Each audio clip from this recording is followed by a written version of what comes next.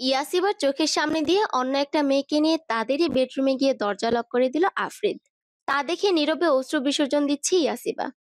জীবনে কি পাপ করেছিল কে জানে, যে আজ ওকে এইসব দেখতে হচ্ছে। বিয়ের 3 মাস হয়ে গেল, আজও আফরিদ ইয়াসিবাকে আপন করে নিতে পারেনি। প্রতিটি মুহূর্তে ইয়াসিবাকে সে অবহেলা করে। ঘৃণা, ঘৃণা কি না পারে। মুহূর্তেই 2 বছরের ভালোবাসা ঘৃণার ভয়ঙ্কর আস্তরণ পরে ঢেকে গেছে। ভালোবাসাটা ডুবে গেছে ঘৃণার ডোবায়। তুই আমার রক্ষিতা, বুঝেছিস? সবাই তাই জানে, আর সারা জীবন তাই থাকবি। আমার জীবনে কোনো দিন তোর ঠাঁই হবে না। বিয়ে করেছি শুধু তোকে শাস্তি দেবার জন্য। আর যদি কোনো দিন আমার লাইফে ইন্টারফেয়ার করিস, তোকে একদম মেরে ফেলবো। কথাগুলো বলে এক প্রকার গটগট করে চলে গেল আফরিন। ফ্লোরে পড়ে অঝোর ধারা কাঁদছে ইয়াসিবা। একটু নড়াচড়ার শক্তিও নেই। একটু আগে আফরিদ বেল্ট দিয়ে ইচ্ছা মতো আঘাত করেছে ইয়াসিবার শরীরে, কিন্তু হৃদয়ের আঘাতের ব্যথার কাছে এই ব্যথা কিছুই না। তার হৃদয়টা যে প্রতি মুহূর্তে ক্ষত বিক্ষত হতে থাকে, আর তার একমাত্র কারণ আফরিদ। পুরো নাম আফরিদ চৌধুরী, ডক্টর সে, নিজের হাসপাতাল আছে, দেখতে মাশাআল্লাহ যে কোনো মেয়ের স্বপ্ন পুরুষের মতো। আর ইয়াসিবা হলো ওর স্ত্রী। ভাবছেন তো, ইয়াসিবা যদি ওর স্ত্রী হয়ে থাকে তাহলে রক্ষিতা কেন বলল? জানবেন, সব জানবেন আস্তে আস্তে। এই কেমন জীবন দিলে তুমি আমায় খোদা। না পারি বলতে, না পারি সইতে। আর কত সহ্য করব হে খোদা। আমাকে পথ দেখাও তুমি খোদা, পথ দেখাও। কথাগুলো বলে ঠুকরে কেঁদে ওঠে ইয়াসিবা। কাঁদতে কাঁদতে একসময় ফ্লোরেই ঘুমিয়ে পড়লো সে। একটু আগে প্রায় 1 ঘন্টা পর মেয়েটাকে নিয়ে রুম থেকে বের হয়ে আসলো আফরিদ। মেয়েটা আফরিদের গা ঘেঁষে হেলে দুলে হাঁটছে। এসব দেখে ইয়াসিবা কাঁদতে কাঁদতে আফরিদকে বলে, আমি জানি আপনি এমন না, তাহলে নিজেকে খারাপ প্রমাণ করতে চান কেন? আমি জানি আপনি এসব আমাকে দেখিয়ে কষ্ট দেবার জন্য করছেন। ইয়াসিবার কথায় রাগে ফুসফুস করে উঠল আফরিদ। বলে, সামনে থেকে সরো বলছি। আর আমি তোমাকে দেখানোর জন্য কিছুই করছি না। আমি এরকমই। So just shut up and leave. না, আমি কোথাও যাব না। আপনি এই মেয়েকে নিয়ে কোথাও যেতে পারবেন না। আমি আপনার স্ত্রী। কোনো স্ত্রী তার স্বামীর সাথে কোনো মেয়েকে সহ্য করতে পারে না। কি বললি তুই? তোর এত সাহস আমার সাথে মুখে মুখে তর্ক করিস? চল, আজ তোকে বোঝাবো আমি তোর কে। চল। ইয়াসিবার হাত শক্ত করে চেপে ধরে টানতে টানতে নিয়ে গেল আফরিদ। এক প্রকার ফ্লোরে ছুঁড়ে মারলো। ফ্লোরে ব্যথায় কুকড়ে উঠলো ইয়াসিবা। তারপর নিজের পরনের বেল্ট খুলে ইচ্ছা মতো মেরে কথাগুলো বলে চলে গেল সে। রাত 2টা। ড্রিঙ্কস করে হেলতে দুলতে নিজের রুমে প্রবেশ করলো আফরিদ। হাতড়ে ঘরের লাইট অন করতেই ফ্লোরে ইয়াসিবাকে পড়ে থাকতে দেখলো। কেমন যেন কাঁপছে মেয়েটা। আফরিদ ধীরে ধীরে এগিয়ে গেল ইয়াসিবার কাছে। ইয়াসিবার মাথার কাছে বসলো সে। ইয়াসিবার মুখে চুলগুলো এলোমেলো হয়ে পড়ে আছে। আফরিদ আলতো করে হাত ছোঁয়ালো ইয়াসিবার কপালে। আতকে উঠে আফরিদ। জ্বরে গা পুড়ে যাচ্ছে মেয়েটার। আফরিদ তাড়াতাড়ি উঠে দাঁড়ালো। তারপর বাথরুমে গিয়ে চোখে মুখে পানি দিয়ে এসে ইয়াসিবাকে কোলে করে খাটে শুয়ে দিল এবং গায়ে একটা কম্বল জড়িয়ে দিল। একটা ইঞ্জেকশন পুশ করে দিল ইয়াসিবার হাতে। তারপর নিজে গিয়ে নিজ হাতে স্যুপ বানিয়ে এনে খাইয়ে দিয়ে মেডিসিন খাইয়ে দিল। সারা রাত ইয়াসিবাকে জলপট্টি দিল আফরিদ। ইয়াসিবার শাড়ি খুলে দিয়ে পুরো শরীর মুছে দিল। তাও যেন ইয়াসিবার জ্বর কমছেই না, জ্বরে কাঁপছে অনবরত। আফরিদ নিজের শার্টটা খুলে এসে নিজেই কম্বলের নিচে এসে শক্ত করে জড়িয়ে ধরলো ইয়াসিবাকে। একেবারে অদ্ভুত স্নিগ্ধতায় ভরে গেল মনটা। মেয়েটা তার বুকে থাকলে শান্তি লাগে আফরিদের। মনে হয় বিধাতা যেন সব সুখ ওকে দিয়ে দিয়েছে। মাথা নিচু করে তাকায় আফরিদ। দেখে ইয়াসিবা আফরিদের শরীরের উষ্ণতা পেয়ে লেপ্টে আছে ওর সাথে। আর একটু শক্ত করে জড়িয়ে ধরলো ইয়াসিবাকে নিজের সাথে। কেন ইয়াশিবা, কেন আমার ভালোবাসাকে এইভাবে কেন অপমান করেছিলে সেদিন? কেন? কম তো ভালোবাসা দেইনি আমি তাহলে? না পারি তোমাকে মেনে নিতে, না পারি ছুঁড়ে ফেলে দিতে। যতবার তোমার কাছে যাই আমার সেই দিনের কথাগুলো মনে পড়ে বড্ড কষ্ট হয় জানো। এই বুকটাই, এই যে তোমাকে এইভাবে দেখে আমার কেমন লাগছে বলে বোঝাতে পারবো না। ইচ্ছে করছে নিজেকে শেষ করে দেই, কিন্তু কার জন্য নিজেকে কষ্ট দেব? কার জন্য? যে মেয়ে আমাকে ভালোবাসা তো দূরে থাক, আমার ভালোবাসাকে কখনো সম্মানই করেনি, তাকে কিভাবে মেনে নেই আমি বলতো? কথাগুলো বলে এক দৃষ্টিতে সেদিক তাকে ইয়াসিবার মুখের দিকে। সে কি মায়া! আল্লাহ যেন সব মায়া এই মুখটা ঠেলে দিয়েছে। এই মুখটা দেখেই তো একসময় প্রেমে পড়েছিল সে। কিন্তু এই মুখটার অধিকারী যে প্রতারক, বিশ্বাসঘাতক। না, আফরিদ আর এই চেহারার মায়া পড়বে না। কথাগুলো ভাবতেই ইয়াসিবাকে ধাক্কা দিতে প্রস্তুত হলো। তারপর কিছু একটা ভেবে ইয়াসিবাকে শক্ত করে জড়িয়ে ধরলো। ঘুমের রাজ্যে পাড়ি জমালো দুজন। দূর থেকে আজানের ধ্বনি ভেসে আসছে। এখনো বাহিরে অন্ধকার বলতে গেলে। শীতের মৌসুম, তাই একেবারেই অন্ধকার বলতে গেলে। কুয়াশায় চারিদিকে কিছুই দেখা যাচ্ছে না। এই কনকনে শীতে বারান্দার রেলিং ধরে দাঁড়িয়ে আছে ইয়াসিবা। জীবনটা তার বড্ড এলোমেলো। ভালোবাসার মানুষটি কাছে থাকতো, তার থেকে দূরে সে। মাঝে মাঝে বড্ড অসহায় মনে হয় নিজেকে। জীবনটা তো এরকম ছন্নছাড়া না হলেও পারতো। কেন এমনটা হলো? কি দোষ করেছিল সে? আফ্রিদকে ভালোই তো বেশি ছিল। এটাই কি তার দোষ? ভাবতেই দুফোঁটা অশ্রু গড়িয়ে পড়ল। এখানে কি করছো? হঠাৎ আফ্রিদের কথা দ্রুত চোখ মুছে নিল ইয়াসিবা। না কিছু না, এমনি ভালো লাগছিল না। এইরকম কনকনে ঠান্ডায় সোয়েটার না পরেই কেন এসেছো? এইভাবে এসে অসুখ বাঁধালেই ভাবছো আমি তোমাকে শাস্তি দেব না? সেটা কখনোই হবে না। না, আমি এরকম কখনোই ভাবিনি। আমার ভালো মতো জানা আছে তুমি কি ভাবতে পারো। তুমি শুধু ভাবতে পারো কিভাবে বড়লোক ছেলেদের ফাঁসানো যায়। দাঁতে দাঁত চেপে বলল আফ্রিদ। মুহূর্তেই চোখ জোড়া জলে ভরে উঠল ইয়াসিবার। ছলছল নয়নে তাকালো আফ্রিদের দিকে। করুণ সে চাহনি। ইয়াসিবার ছলছলে নয়নের করুণ চাহনির তেজ সহ্য করতে পারে না আফ্রিদ। কেমন যেন দুর্বল হয়ে পড়ে সে চাহনির উপর। তাড়াতাড়ি নিজের চোখ সরিয়ে নিল সে। তা দেখে জলভরা নয়নেই হাসলো ইয়াসিবা। বলল, আজও আপনি আমার জলভরা নয়নের করুণ চাহনি সহ্য করতে অক্ষম, আফ্রিদ। চমকে সম্মুখে তাকায় আফ্রিদ। ছলছলে নয়নে তার মায়াবতী যে তার দিকে তাকিয়ে। না, আরেকবার দ্বিতীয় ভুল সে কিছুতেই করবে না। সে ইয়াসিবাকে শুধু কষ্ট দিতে বিয়ে করেছে, শুধুই কষ্ট। তোমার ফালতু কথা অফ করে গায়ে সোয়েটার জড়িয়ে নাও, তারপর নাস্তা বানাও। আমার শীত করছে না। সেটাকে আমি তোমার থেকে জিজ্ঞেস করেছি? চিন্তা যখন হয় তখন সরাসরি বললেই তো পারেন। আমি কখনোই তোমাকে নিয়ে চিন্তা করি না। আমাকে আফরিদ ভেবো না যে সব সময় তোমার আগে পিছে ঘুরবে আর তোমার কষ্টে তার বুক জ্বলবে। সেই আফরিদকে অনেক আগেই তুমি নিজ হাতে মেরে মাটি চাপা দিয়ে দিয়েছো। এখন যে তোমার সামনে দাঁড়িয়ে আছে সে আফরিদ তোমাকে ঘৃণা করে, প্রচুর ঘৃণা, বুঝেছো? তাহলে আমাকে আঘাত করে নিজে কেন কষ্ট পেয়ে নিজের হাত নিজে কাটলেন? কেন আমার জ্বর আশায় অস্থির হয়ে আমার সেবা করলেন? কেন আমাকে বুকে জড়িয়ে নিয়ে ঘুমালেন? উত্তর দিন। আফ্রিদের চোখের দিক তাকিয়ে এক নাগারে কথাগুলো বলল ইয়াসিবা। ইয়াসিবাকে ছেড়ে অন্যদিকে তাকালো আফ্রিদ। বলল, এই সব কিছুর উত্তর আমি তোমাকে দিতে বাধ্য নই। হাসলো ইয়াসিবা। বলল, আমি জানি কারণটা কি। কারণ আজও আপনি আমাকে ভালোবাসেন। ইয়াসিবার দিকে তেড়ে গিয়ে ওর চুলগুলো শক্ত করে চেপে ধরল আফ্রিদ। বলে উঠল, ফালতু কথা বলা বন্ধ করো, না হলে এর শাস্তি হবে ভয়াবহ। Now go and make breakfast for me. আমাকে অফিসে যেতে হবে। তোমার এসব থার্ড ক্লাস মার্কা কথা শোনার টাইম আমার নেই। বলেই গটগট পায়ে চলে গেল আফ্রিদ। দুর্বল চোখে সেদিকে তাকিয়ে রইল ইয়াসিবা। আফ্রিদ কি কখনোই তার ভালোবাসাটা বুঝবে না? শুধু ঘৃণা করে যাবে? বুক চিরে দীর্ঘশ্বাস বেরিয়ে এলো ইয়াসিবার। ছোট ছোট পা ফেলে চলল সে ব্রেকফাস্ট বানাতে। রান্নাঘরে রান্না করছে ইয়াসিবা। রান্না করছে সে ঠিকই, কিন্তু মন আর এখানে নেই। তরকারি নাড়াচাড়া করতে গিয়ে একসময় হাতে ছ্যাঁকা লেগে যায়। ব্যথায় কুকড়ে উঠে ইয়াসিবা। জলদি গিয়ে ট্যাবের নিচে হাত রাখে। জ্বলছে জায়গাটা প্রচুর, কিন্তু এইসব ব্যথা ইয়াসিবার কাছে তুচ্ছ মনে হয়। সেদিকে ভ্রুক্ষেপ না করে ইয়াসিবা সব রান্না শেষ করে টেবিল সাজিয়ে রাখে। কাজের মাঝে আফ্রিদকে নিচে নামতে দেখে ইয়াসিবা। আকাশি রঙের শার্ট আর সাদা ডেনিম প্যান্টে যেন রাজপুত্রের মতো লাগছে তাকে। সিল্কি চুলগুলো কপালে লেপ্টে আছে। মাত্রই শাওয়ার নিয়েছে, তাই স্নিগ্ধ দেখাচ্ছে। বেশিক্ষণ তাকিয়ে থাকলো না ইয়াসিবা। দ্রুত চোখ সরিয়ে নিল। আফ্রিদ এসে চেয়ার টেনে বসে পড়ল। ইয়াসিবা তাকে খাবার বেড়ে দিল। আফ্রিদ একবার খাবারের প্লেটের দিকে তাকিয়ে আবার ইয়াসিবার দিকে তাকালো। তার বলতে ইচ্ছে করছে, ইয়াসিবা, আমার পাশে বসে খাও। কিন্তু চেয়েও বলতে পারছে না সে।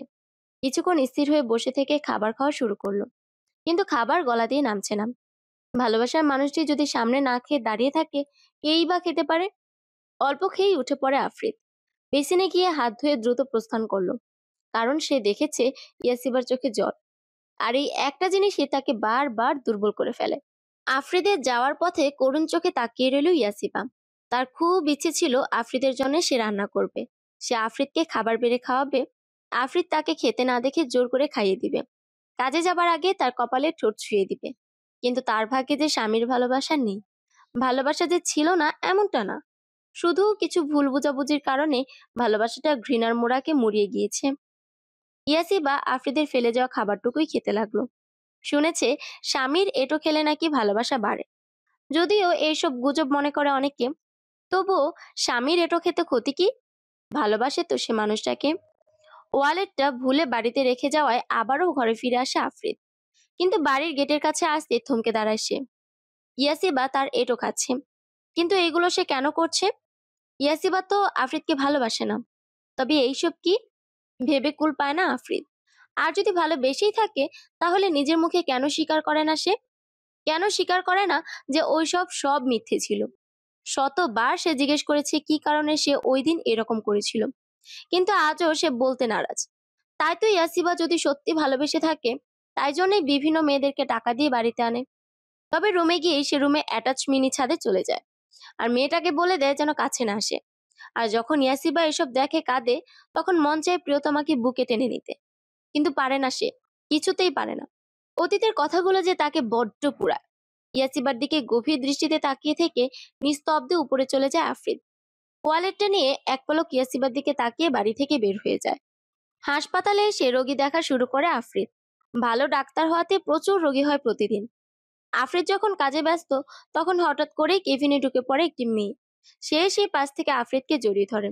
এদিকে হতভম্ব হয়ে আছে আফ্রিদ। ঝড়ের গতিতে কি হয়ে গেল বুঝে উঠল আফ্রিদ। ব্যাপারটা বুঝতে পেরে এক ঝটকায় মেয়েটাকে সরিয়ে দেয় আফ্রিদ। তারপর রেগে বলে, এসব কি আয়েশা, তোমার বিহেভ এমন কেন? কতদিন বলেছি আমার ডিউটির সময় আমার কাছে আসবে না। ইনফ্যাক্ট আমার ধারে কাছেও তোমায় আসতে বারণ করে দিয়েছি।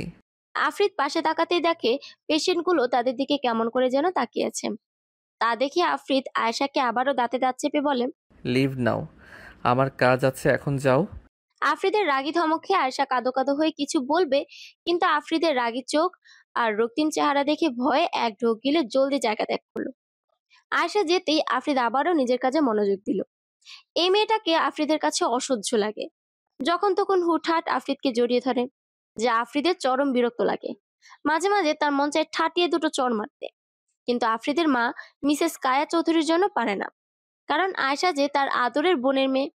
আফ্রিদের কেবিন থেকে বের হয়েই আয়েশা মিসেস কায়া চৌধুরীকে কল দিল। হ্যালো খালামণি। কি হয়েছে আমার মামনিটার? খালামণি, তুমি আমাকে কেন এখানে পাঠালে? তোমার ছেলে তো আমার দিকে ফিরেও তাকায় না। কেন, কি করেছে আজ আবারও? আমি ওর কেবিনে গিয়ে ওকে জড়িয়ে ধরেছিলাম, আর ও আমাকে এতগুলো মানুষের সামনে ধমকে বাহির করে দিল। চেষ্টা করতে থাক মামনি, এক সময় ঠিক পারবি। আর কত? গত 3 বছর ধরে চেষ্টা করছি। ইভেন 3 বছর বাদ দাও, আমি সেই ছোট থেকে ওকে ভালোবাসি, কিন্তু ও আমার দিকে ফিরেও তাকায় না। কি যে করব এই ছেলেটাকে নিয়ে। এই ইয়াসিবার ভূত কবে যে মাথা থেকে নামবে আল্লাহ জানে। আমার ছেলেটাকেও আমার থেকে দূরে নিয়ে গিয়েছে। তুমি চিন্তা করো না, I will try my best. আচ্ছা, আর দেখি আমি কিছু করতে পারি কি না। আচ্ছা, রাখছি। হুম বাগানে দাঁড়িয়ে দাঁড়িয়ে গাছে পানি দিচ্ছি ইয়াসিফা। পাশে একটা গাছ মারা গেছে, তার জন্য ভীষণ মন খারাপ তার। এই ফুল গাছটার নাম কি তা জানে না ইয়াসিবা। তবে আফ্রিদকে যবে থেকে ভালোবাসে, তখন থেকে এই গাছটা তার সাথে ছিল। আফ্রিদ থেকে দূরে যাওয়ার পরেও অনেক যত্ন করে রেখেছে, কতবার শুকিয়ে যেতে চাইছিল, কিন্তু ইয়াসিবা সযত্নে আগলে রেখেছে। কিন্তু আজ 2 দিন ধরে এত চেষ্টা করার পরেও গাছটা মারা গেল। ভীষণ রকমের কান্না পাচ্ছে। ইয়াসিবা এই গাছটাকে তার আর আফ্রিদের ভালোবাসার প্রতীক ভাবতো। যতক্ষণ গাছটা ছিল, সে মনে করতো তাদের ভালোবাসা আছে।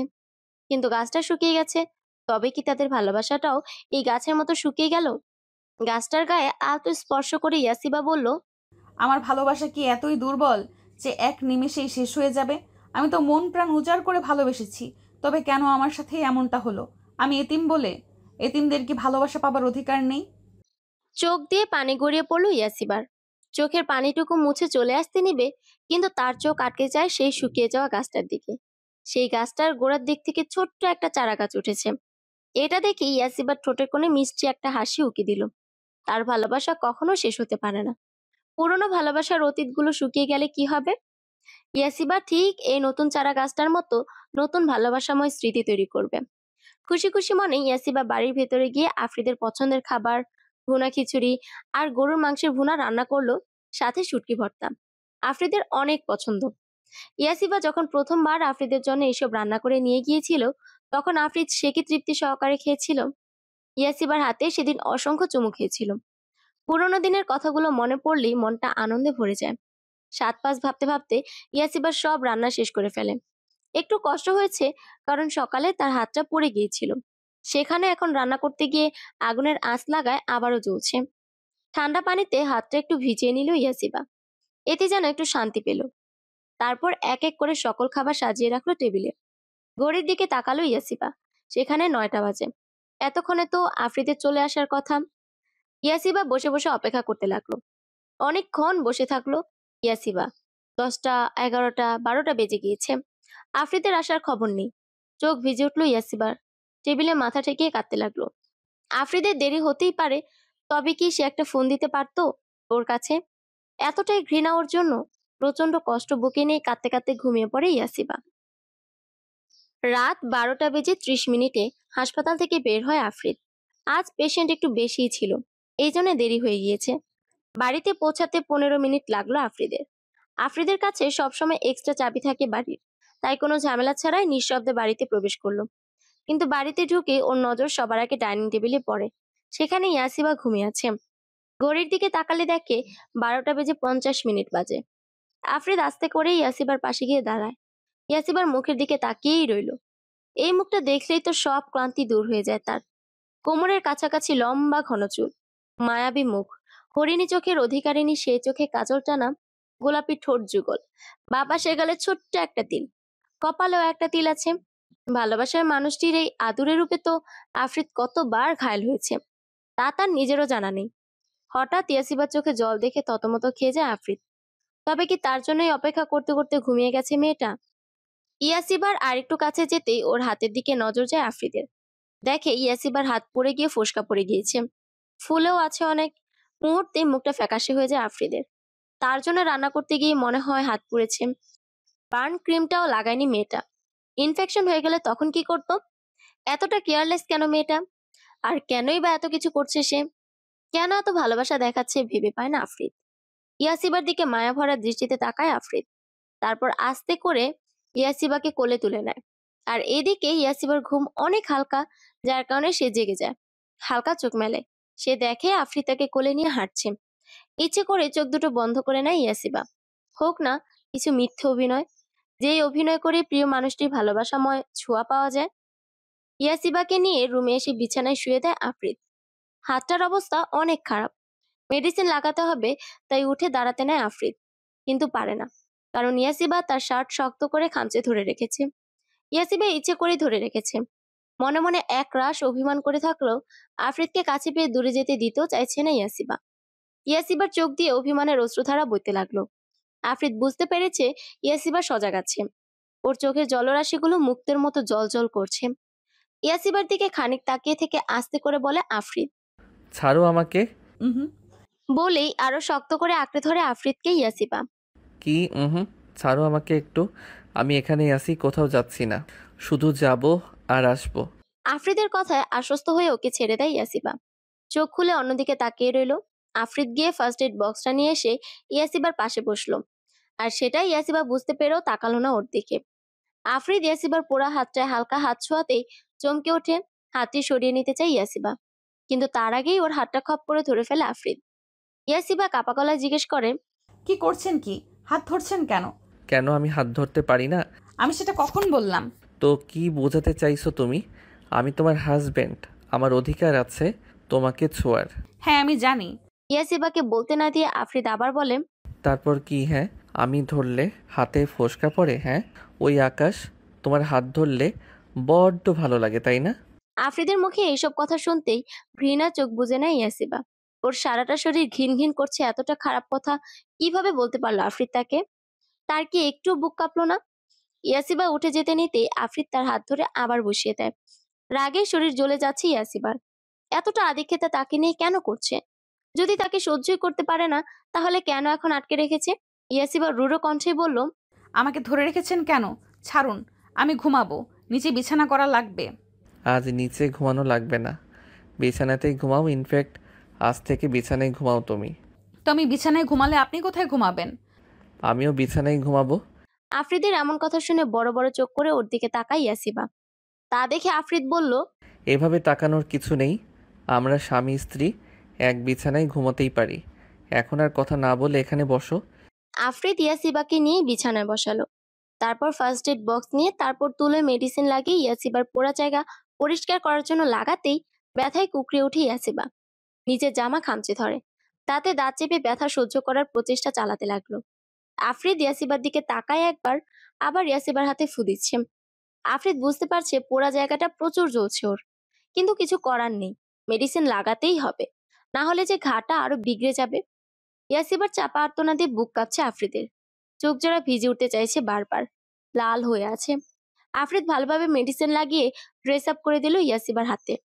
ইয়াসিবার দিকে তাকায়, মেয়েটা ব্যথায় থরথর করে কাঁপছে।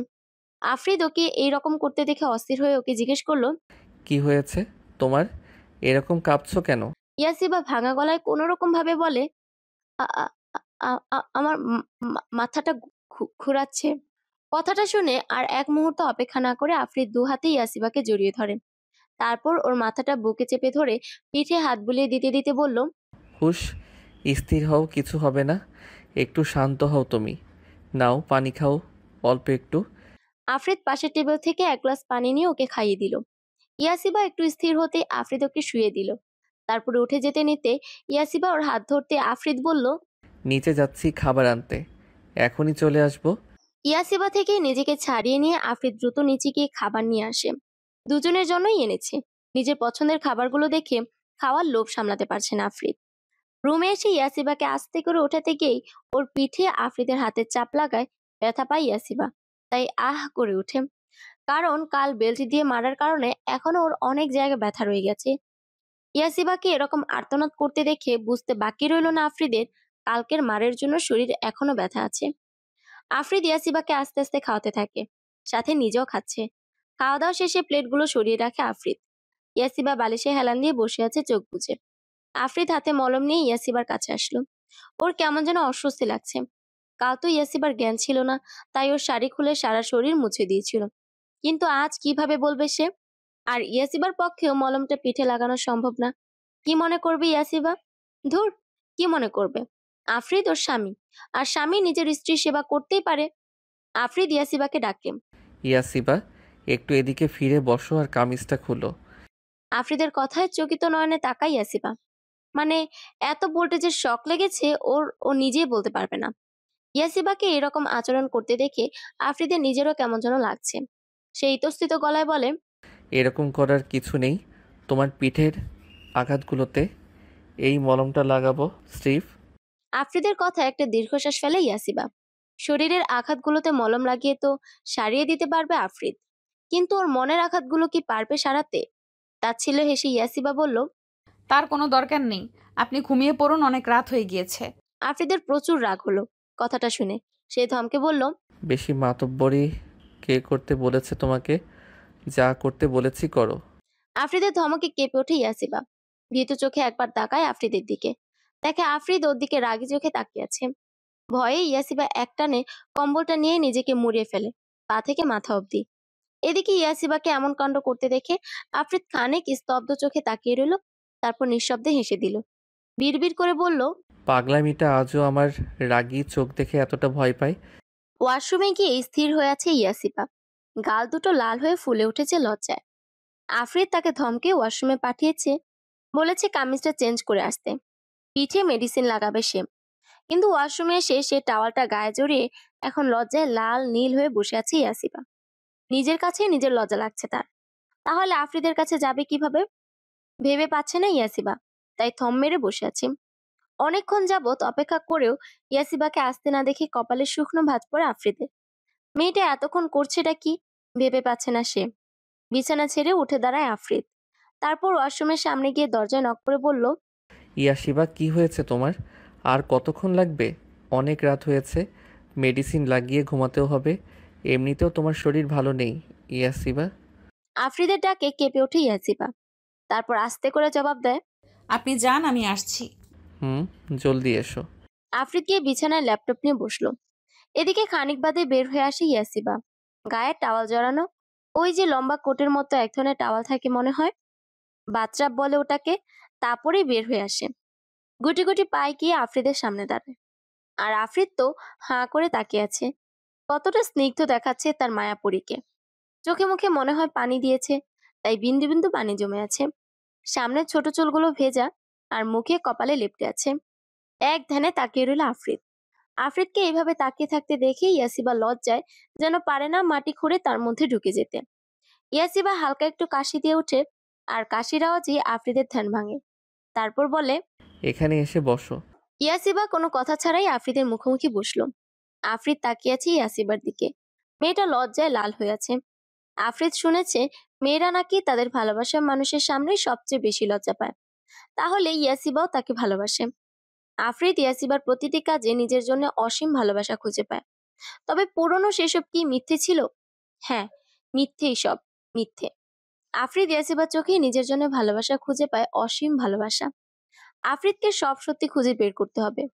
অতীতে কি হয়েছিল সব জানতে হবে। 3 বছর আগে যে ভুলটা করেছে, আবারও সেই একই ভুল সে করতে পারবে না। শুধু মানুষের মুখের কথায় আফ্রিদার ভুলবে না, এবার নিজেই সত্যি বের করবে। ইয়াসিবার বাহু ধরে নিজের কাছে নিয়ে আসে আফ্রিদ। ইয়াসিবা চকিত দৃষ্টিতে তার দিকে তাকিয়ে। আফ্রিদ মনে মনে হালকা হাসলো। ইয়াসিবার গালে হালকা করে নিজের হাত ছোঁয়। কেঁপে ওঠে ইয়াসিবা। ওর হাত দুটো আফ্রিদের কাঁধে থাকায় আফ্রিদের কাঁধ খামচে ধরে। আফ্রিদ ইয়াসিবার গালের চুলগুলো কানের পিছে গুজে দেয়। চোখ নামিয়ে নেয় ইয়াসিবা। আফ্রিদের দিকে তাকানোর সাহস নেই তার। আফ্রিদ উঠে দাঁড়ায়, তারপর ঘরের লাইট নিভিয়ে দেয়। ইয়াসিবা আফ্রিদকে ঘরের লাইট নিভাতে দেখে জিজ্ঞেস করে, লাইট নিভাচ্ছেন কেন? ইয়াসিবার কথা বাঁকা হাসে আফ্রিদ। বলে, তো আমার সামনে এত আলোর মাঝে নিজের উন্মুক্ত পিঠে মলম লাগাতে চাও? অবশ্য তাতে আমার কোনো সমস্যা নেই। তুমি লজ্জা না পেলে আমি লাইট জ্বালিয়ে দিচ্ছি। ইয়াসিবা দ্রুত জবাব দেয়। না না, ঠিক আছে, লাইট জ্বালানোর দরকার নেই। আফ্রিদ হালকা হেসে ইয়াসিবার পাশে এসে বসলো। ঘর ততটাও অন্ধকার না। ব্যালকনি দিয়ে বাগানের লাইট জ্বালানো সেই আলো আসছে। প্রায় স্পষ্টই সব দেখা যাচ্ছে। আফ্রিদ ইয়াসিবা ঘুরিয়ে বসিয়ে দেয়। এখন ইয়াসিবার পিঠ আফ্রিদের বুক বরাবর। আফ্রিদ পিছন থেকে ইয়াসিবার কোমর পাশ দিয়ে হাত নিয়ে ওর পেটের কাছে ফিতাটা খুলে দেয়। ইয়াসিবা চোখ খিচে বন্ধ করে আছে। ফিতাটা খোলার পর ওর কাঁধ থেকে আস্তে আস্তে বাথটাবটা নামিয়ে দেয় আফ্রিদ। ইয়াসিবা জোরে জোরে নিঃশ্বাস নিচ্ছে। ইয়াসিবার উন্মুক্ত পিঠ আফ্রিদ পুরো স্পষ্টই দেখতে পাচ্ছে বাগানের লাইটের আলোতে। ইয়াসিবার চুলগুলো ঘাট থেকে সরিয়ে দেয়। ইয়াসিবা কেঁপে উঠে বিছানার চাদর খামচে ধরে। এক অদ্ভুত ভালো লাগায় ছেয়ে যাচ্ছে ইয়াসিবার হৃদয়। আফ্রিদ ঘোর লাগা দৃষ্টিতে তাকিয়ে আছে ইয়াসিবার পিঠে। কালো তিলটা আফ্রিদকে প্রচুর টানছে। মন চাচ্ছে একটু ছুঁয়ে দিতে, কিন্তু আবারও পিঠে মারের দাগগুলো দেখে বুকটা কষ্টে ছেয়ে যাচ্ছে। ইস, তার জন্য এসব হয়েছে। আফ্রিদ নিজের মনকে আর বাধা দিল না। ভালোবাসে তো সেই মেয়েটাকে, আর ইয়াসিবাও তাকে ভালোবাসে, তা সে খুব ভালোভাবেই জানে এখন। আফ্রিদ ইয়াসিবার পিঠে নিজের ঠোঁটের উষ্ণ স্পর্শ দিতে থাকলো, ছোট ছোট করে। এদিকে ইয়াসিবার জান যায় যায় অবস্থা। আফ্রিদ এ কি করছে? অসহ্য সুখে সে তো মরেই যাবে। আচ্ছা, আফ্রিদ কি মন থেকে তার কাছে আসছে, নাকি ঘোরের মাঝে এসব এসব করছে? কথাটা ভাবতে নিজের বাচ্চাটা নিজের শরীরে জড়িয়ে আফ্রিদের দিকে ঘুরে বসে ইয়াসিবা। এদিকে ইয়াসিবাকে এমন করতে দেখে আফ্রিদ নিশ্চুপ দৃষ্টিতে তাকিয়ে আছে। ইয়াসিবা কাপা গলায় বলল, আপনি আসলে কি? আফ্রিদ বুঝতে পারছে ইয়াসিবা কি বলতে চাইছে। ইয়াসিবা তার এহেন বিহেভে একটু শক খেয়েছে। আফ্রিদ নেশা ধরা গলায় বলল, আমি জানি তুমি কি ভাবছো। আমি কোনো ফর্মালিটিস পছন্দ করি না। আমি তোমার স্বামী। আর তোমাকে নিজের মতো করে ভালোবাসার অধিকারও আমার আছে। তুমি কি আমায় সেই অধিকার দিবে না? আফ্রিদের কথায় ইয়াসিবার চোখে পানি চলে আসলো। তবে কি আফ্রিদ তাকে ক্ষমা করে দিয়েছে? তাকে বিশ্বাস করেছে যে আগের কোনো কিছুই ইয়াসিবা ইচ্ছে করে করেনি? ইয়াসিবা ধরা গলায় বলল, আপনি আমার স্বামী, আমাকে ভালোবাসা, শাসন করার সব কিছুর অধিকারই আপনার আছে। তারপর আবার আফ্রিদের হাত দুটো ধরে বলে, আপনি শুধু আমাকে ভালোবাসুন আর বিশ্বাস করুন। আমি সত্যি বলছি, ওসব আমি ইচ্ছে করে কিছুই করিনি। আপনাকে আমি অনেক ভালোবাসি। আপনি ছেড়ে অন্য কারো কাছে যাওয়ার কল্পনাও করতে পারি না। ইয়াসিবা হু হু করে কেঁদে দিল। আফরিদ ইয়াসিবার চোখে পানি দেখে আফরিদ নিজেরও চোখে পানি চলে এসেছে। না, এই মেয়েটা কখনোই তাকে ঠকাতে পারে না। আফরিদ ইয়াসিবাকে হ্যাচকা টানে নিজের বুকে নিয়ে আসে। তারপর ইয়াসিবার মাথাটা নিজের বুকে চেপে ধরে বলে, হুশ, আর কেঁদো না। আমি আর তোমাকে কষ্ট দিব না। আমি তোমাকে বিশ্বাস করি ইয়াশিবা, আর অনেক ভালোবাসি। কিন্তু কী কারণে তুমি 3 বছর আগে সেসব করেছিলে বলো আমাকে ইয়াশিবা? ইয়াসিবা কাঁদতে কাঁদতেই বলে, আমি বলতে পারবো না আপনাকে। আমাকে মাফ করুন। এই কথাটা না হয় অজানাই থাক। এটা আমাকে বলতে বলবেন না প্লিজ। আফরিদ বুঝতে পারলো এর পিছনে অনেক বড় একটা কারণ আছে, যেটা ইয়াসিবা বলতে চাইছে না। আফরিদ আর জোর করলো না ইয়াসিবাকে। মেয়েটা এমনিতেও অসুস্থ। আফরিদ ইয়াসিবার মাথায় হাত বুলিয়ে দিতে লাগলো। বলল, হুশ, আর কাঁদবে না। আজ থেকে তোমার চোখে আমি আর পানি আসতে দিব না। তোমাকে এতটা ভালোবাসা দিব যে তুমি আগের সব বিষাক্ত স্মৃতি ভুলে যাবে। ইয়াসিবাকে অনেক বুঝিয়ে শুনিয়ে স্থির করে ওর পিঠে মেডিসিন লাগিয়ে দিল। তারপর নিজে শুয়ে তারপর ইয়াসিবাকে বুকে টেনে নিয়ে ওর মাথায় হাত বুলিয়ে দিতে লাগলো। ইয়াসিবা আজ খুশিতে আত্মহারা। ওর কতদিনের মনের আশা পূরণ হলো, নিজের ভালোবাসার মানুষটি তার স্বামী হবে, আর তার বুকে মাথা দিয়ে সে নিশ্চিন্তে ঘুমাবে। আজ সে শান্তিতে ঘুমোবে। এই বুকটাই যে তার চিরশান্তির স্থান। ইয়াসিবা চোখ বুজে আফরিদকে আরো জোরে আঁকড়ে ধরল। আফ্রিদও ইয়াসিবার কপালে চুমু খেয়ে চোখ বুজে ঘুমানোর চেষ্টা করতে লাগলো। সেও ঘুমাবে। অনেকদিন পর আজ মনটা অনেক হালকা লাগছে তার। আজ সে সুখী, পৃথিবীর বুকে চিরসুখী। সকালের কারো মিষ্টটাকে ঘুমো ঘুমো চোখ দুটো মেলে তাকায় ইয়াসিবা। পরক্ষণে সামনের মানুষটিকে দেখে তার চেহারায় যেন একটা প্রাপ্তির হাসি ফুটে উঠল। আজ কতটা দিন পর সে আগের আফ্রিদকে দেখতে পাচ্ছে। ইয়াসিবাকে নিজের দিকে এইভাবে তাকিয়ে থাকতে দেখে আফ্রিদ কিঞ্চিত হাসলো। তারপর আলতো হাতে ইয়াসিবার গাল স্পর্শ করলো। ইয়াসিবা আবেশে চোখ বুজে নিল। এই মানুষটার এই আলতো হাতে স্পর্শটাও যে ইয়াসিবাকে স্বর্গীয় সুখ প্রদান করে, তাকে সে জানে। আমার ঘুম কুমারী উঠবেন না? আজকে সকালটা আল্লাহ তাআলার নাম নিয়ে শুরু করা যাক। আফ্রিদের কথা ইয়াসিবা চোখ খুলে প্রাপ্তির হাসি দিল। এই তো, এইটাই তো সে চেয়েছিল খোদার দরবারে এতদিন। অবশেষে তার রব তার দিকে মুখ তুলে তাকিয়েছে। ইয়াসিবা ছোট বাচ্চাদের মতো আদর আদরের মুখ বানিয়ে দুহাত উপরে তুলে বাচ্চাদের মতো ভঙ্গি করে আফ্রিদকে বুঝালো যে তাকে কোলে নিয়ে ফ্রেশ করে আনতে। আফ্রিদ ইয়াসিবার কাণ্ড দেখে হেসে দিল। তারপর ইয়াসিবাকে কোলে তুলে নিয়ে ওর নাকে নাক ঘষে দিয়ে বলল, এত বড় হয়ে গেলে এখনো সে আগের বাচ্চা ইয়াসিবাই আছো? আমি আজীবন আপনার কাছে আগের ইয়াসিবা হয়েই থাকতে চাই, যে ইয়াসিবা আফ্রিদকে ভালোবেসেছিল। আচ্ছা। হ্যাঁ। আফ্রিদ ইয়াসিবাকে নিয়ে ওয়াশরুমে নামালো। ওকে সুন্দরভাবে ফ্রেশ করিয়ে দিয়ে দুজনে একসাথে অজু করে এসে নামাজ আদায় করে নিল। মসজিদ দূরে হয়, আফ্রিদ ঘরেই নামাজ পড়ল। নামাজ আদায় শেষে আফ্রিদ বলল, তুমি বারান্দায় যাও, আমি আসছি। কোথায় যাবেন? বললাম না আসছি। আচ্ছা। ইয়াসিবা বারান্দায় চলে গেল। শীতের ভোর হওয়াতে এখনো কুয়াশা কাটেনি, তবে ইয়াসিবার মনের কুয়াশা কেটে গেছে। মৃদুমন্দ বাতাস এসে ইয়াসিবার গা ছুঁয়ে যাচ্ছে। নামাজ পড়ায় আজ কতটা সতেজ লাগছে। দেখেই বোঝা যাচ্ছে কতটা খুশি আজ মেয়েটা। ইয়াসিবার চুলগুলো ছাড়া বিধায় কিছুক্ষণ পর পর হালকা করে দুলে উঠছে। আর উঠছে ইয়াসিবার শাড়ির আঁচল। এই হৃদয় কাঁপানো দৃশ্য কেই বা না চায় দেখতে। কফি হাতে বারান্দায় দরজার সামনে দাঁড়িয়ে নিজের প্রিয়তমার এই অপরূপ রূপ দেখতে ব্যস্ত আফ্রিদ। কানের পিছে চুল গুজে দিয়ে পাশ ফিরে তাকাতে আফ্রিদকে কফি হাতে বারান্দার দরজার সামনে দাঁড়িয়ে থাকতে দেখলো ইয়াসিবা। ইয়াসিবা আফ্রিদের কাছে গিয়ে আস্তে করে বলল, এখানে দাঁড়িয়ে আছেন কেন? নিজের প্রিয়তমাকে প্রেমের সিক্ততায় আড়ষ্টতা নিয়ে দেখছিলাম। ঘোরমাখা কণ্ঠে আফ্রিদের। আর আফ্রিদের এই কথায় যেন এক ভয়ঙ্কর মাদকতা উপলব্ধি করতে পারলো ইয়াসিবা। সারা শরীর জুড়ে যেন তার ভালোবাসার এক অজানা বাতাস বয়ে গেল। চোখ বুজে ফেলল সে। কিন্তু খানিক বাদে আচমকা তাকে আফ্রিদ পাজা কোলে তুলে নেওয়াতে ঘাবড়ে গিয়ে তার গলা জড়িয়ে ধরল। আচমকা আফ্রিদ এমন করবে ভাবতে পারেনি সে। আসলে আফ্রিদ ইয়াসিবাকে চোখ বুজে থাকতে দেখে পাশে টেবিলে কফি মগ দুটো রেখে ওকে কোলে তুলে নেয়। ইয়াসিবাকে নিয়ে আফ্রিদ জিভানে বসল। ইয়াসিবাকে কোলে নিয়ে সে কফি মগ দুটো নিল। তারপর দুজনে কফি পান করে সকালের ভোরের আবহাওয়া উপভোগ করতে লাগলো। ইয়াসিবা কফি শেষ করে বসে আছে। আফ্রিদ ব্রুকুচকে তাকিয়ে আছে।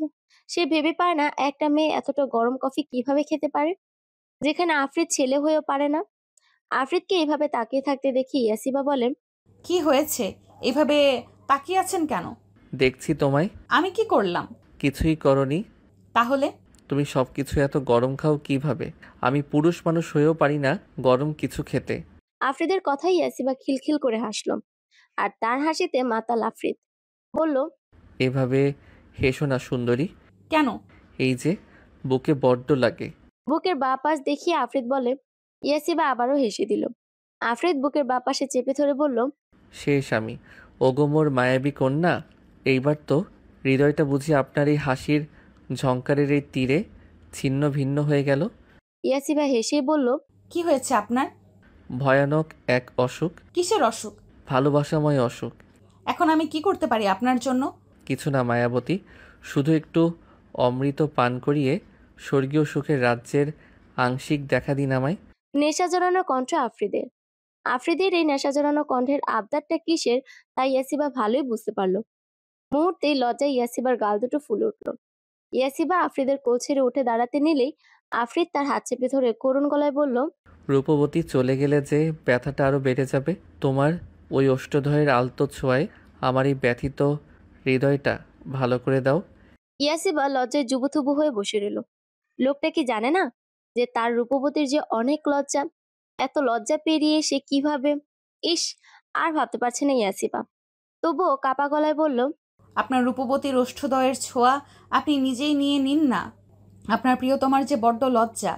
এভাবে বললে যে আরও কিছু পাবার তৃষ্ণা বেড়ে যায়।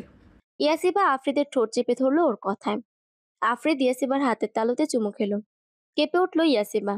আফ্রিদ ইয়াসিবার কোমর জড়িয়ে ধরে টেনে নিজের বুকের মধ্যে খানিকটায় নিয়ে আসলো।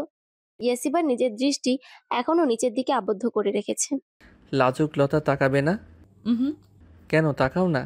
আমি যে তাকাতে পারবো না। আপনার এই মাতাল করা চাহনি যে আমার ভীরতা বড্ড এলোমেলো করে দেয়। প্রচন্ড মিইয়ে যাওয়া গলায় আস্তে করে বলল ইয়াসিবা। ভালোবাসি ইয়াসিবা। আফ্রিদের মুখে যতবার এই ভালোবাসি কথাটা শুনে ততবার ইয়াসিবা তার হৃদয়টায় একটা সুখের রাজ্যের দেখা পায়। ইয়াসিবা চোখ তুলে তাকাতেই আফ্রিদের তপ্ত ওষ্ঠদয়ের তীব্র ছোঁয়া নিজের ওষ্ঠজোড়ায় পেল। মুহূর্তেই আফ্রিদের আরো কাছে এসে এক হাতে ওর পিছনে চুলগুলো, অন্য হাতে ওর বুকের কাছে শার্ট খামচে ধরলো। দীর্ঘ 3 বছর 7 মাস পর এই ভালোবাসাময় আবেগে মাখামাখি দুজন। গভীর একটা প্রেমাসিক্ত চুম্বন শেষ করে আফ্রিদ ইয়াসিবাকে ছেড়ে দেয়। ইয়াসিবা দ্রুত নিজের লজ্জারাঙ্গা মুখটা লুকোতে আশ্রয় নিল তার স্বামীর বুকের মাঝখানটায়। আফ্রিদ ইয়াসিবার চুলগুলো একপাশে সরিয়ে দিল। আফ্রিদের ঠান্ডা হাতের ছোঁয়ায় আরো মিয়ে গিয়ে মিশে গেল আফ্রিদের বুকে সে। আফ্রিদ ইয়াসিবার ঘাড়ও করে এক চুমু খেলো। ইয়াসিবা আলতো করে উফ করে শব্দ করে তুলল। জোরে জোরে শ্বাস নিতে নিতে ইয়াসিবা বলল, এইভাবে ছোবেন না গো, আমার যে মরণ হবে। ভালোবাসার উষ্ণ স্পর্শে যদি মরণ হয় তবে আমিও মরতে চাই। ইয়াসিবা তাকালো আফ্রিদের দিকে। আফ্রিদের চোখ দুটো যেন তাকে বলছে, একটু তোর অধর জোড়ার ছোঁয়া দে না আমায়। আমি যে বড্ড কাঙাল, তোর ভালোবাসার কাঙাল। ইয়াসিবা ঝুঁকে এলো আফ্রিদের মুখের সামনে। মৃদু এসে আফ্রিদ নিজের চোখ বুজে নিল। ইয়াসিবা ভালোবাসা দিয়ে তপ্ত এক চুমু খেলো আফ্রিদের কপালে। তারপর দু চোখে, তারপর দু গালে ঠোঁটের দিক তাকিয়ে থেমে গেল সে। ওকে থামতে দেখে আফ্রিদ চোখ বন্ধ অবস্থায় বলে ওঠে, এই ঠোঁটজোড়া কি কোনো ঘোর অন্যায় করেছে যে তারা এই সুন্দরীর অধরের একটুখানি ছোঁয়া পাচ্ছে না? ইয়াসিবা হাত দিয়ে আলতো স্পর্শ করলো আফ্রিদের ঠোঁটে। আফ্রিদের ঠোঁট ইয়াসিবার আঙুলে চুমু খেলো। প্রতিবার যতবার ইয়াসিবা হাত ছুঁয়েছে, অবশেষে ইয়াসিবা সময় নিয়ে গভীর এক চুমু খেলো আফ্রিদের ঠোঁটে। তারপর জাপটে ধরলো আফ্রিদকে। আফ্রিদও তাকে জড়িয়ে ধরলো। দুজন ভালোবাসার মানুষের জন্য এর চেয়ে আর সুখের সময় কি বা হতে পারে? আজ আফ্রিদ পরিপূর্ণ। হ্যাঁ, সে তার প্রেয়সীর ভালোবাসায় পরিপূর্ণ। আফ্রিদ হাসপাতালে যাবে তাই রেডি হয়ে নিচে নেমে আসলো। আজ সার্ভেন্টসরাই রান্না করেছে। খানিক বাদে ইয়াসিবাও নিচে নেমে আসলো। আফ্রিদ ইয়াসিবার দিকে তাকালো। মেয়েটা কালো একটা সেলোয়ার স্যুট পরেছে, সাথে ম্যাচিং ইয়াররিংস আর হালকা সাজ। এইতেই যেন মায়া রাজ্যের রাজকন্যা লাগছে তাকে। ইয়াসিবা আর চোখে একবার তাকালো আফ্রিদের দিকে। লোকটা তাকে দেখছে, এক ধ্যানে তাকিয়ে আছে। ইয়াসিবা এখনো চোখ তুলে তাকাতে পারছে না আফ্রিদের দিকে। সকালের কথা মনে পড়লে ওর লজ্জায় শরীরে লোম দাঁড়িয়ে যায়। আফ্রিদ এগিয়ে এসে হাত বাড়ালো ইয়াসিবার দিকে। তারপর বলল, মাই বিউটিফুল ওয়াইফি, ক্যান আই? ইয়াসিবা হেসে আফ্রিদের হাতে হাত রাখলো। আফ্রিদ তাকে চেয়ারে বসিয়ে নিজে বসলো। তারপর এক প্লেটে খাবার বেড়ে নিজে খেলো, সাথে ইয়াসিবাকেও খাইয়ে দিল। খাওয়া দাওয়া শেষে দুজন বেরিয়ে গেল। আফরিদ গেল তার হাসপাতালে, আর ইয়াসিবা গেল তার ভার্সিটিতে। আফরিদের হাসপাতাল আর ইয়াসিবার ভার্সিটি পাশাপাশি, যেতে মাত্র 2 মিনিটের মতো লাগে। ইয়াসিবা ভার্সিটিতে পৌঁছাতেই কোথা থেকে যেন আবিয়া দৌড়ে এসে জাপড়ে ধরলো ওকে। এতে ইয়াসিবা 2 কদম পিছিয়ে গেল। আবিয়া লাফাচ্ছে রীতিমতো। দোস্ত দোস্ত, আজ কতদিন পর তুই এলি, আই এম সো হ্যাপি। ইয়াসিবা বহু কষ্টে আবিয়াকে ছাড়িয়ে বলল, কেন হ্যাপি? আমাকে কি জীবনেও দেখিস নাই? এরকম করে বলছিস কেন? ও তো এমনি ছাগল পাগল কোথাকার। পিছন থেকে ইবাদের কথায় হেসে ফেলল ইয়াসিবা। ইবাদ এবার ইয়াসিবাকে বলে, কেমন আছিস? আলহামদুলিল্লাহ, তুই? আমি ভালো থাকি আর কিভাবে, তুই 2 দিন ছিলি না, এই পাগলকে সামলাতে সামলাতে আমার বেহাল দশা। ইবাদের কথায় আবিয়া খেপে গেল। তেরে এসে বলে, কি বললি তুই? আমাকে দুবার পাগল বলেছিস। শয়তান ছেলে, আজ তোর চুল ছিঁড়ে ফেলবো। আর এক মুহূর্ত না থেমে আবিয়া ইবাদের চুল ধরে টানতে লাগলো। আর ইবাদও কম যায় না, সেও আবিয়ার চুল ধরে টানতে লাগলো। এদিকে বিস্ময়কর চোখে তাকিয়ে আছে ইয়াসিবা।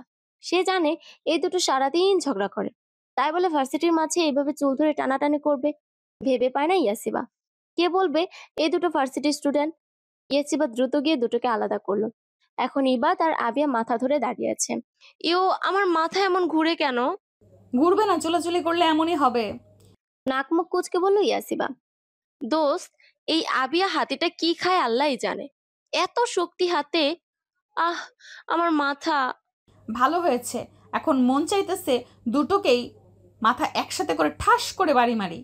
আবিয়া ইয়াসিবার কথায় গুরুত্ব না দিয়ে বলল, আচ্ছা দোস্ত শুন। ইয়াসিবা তাকালে আবিয়া আবার বলে, দোস্ত ক্রাশ খেয়েছি। হ্যাঁ, সে তো তুই প্রতিদিনই ওই খাস। না, এইবার সিরিয়াস ক্রাশ, জামাই বানানোর ইচ্ছা আছে। এদিকে আবিয়ার কথাগুলো শুনে ইবাদের মুখটা বেলুনের মতো চুপসে গেল। মেয়েটা কি বুঝে না যে ইবাদ তাকে কতটা ভালোবাসে? তাও কেন এমন করে সে?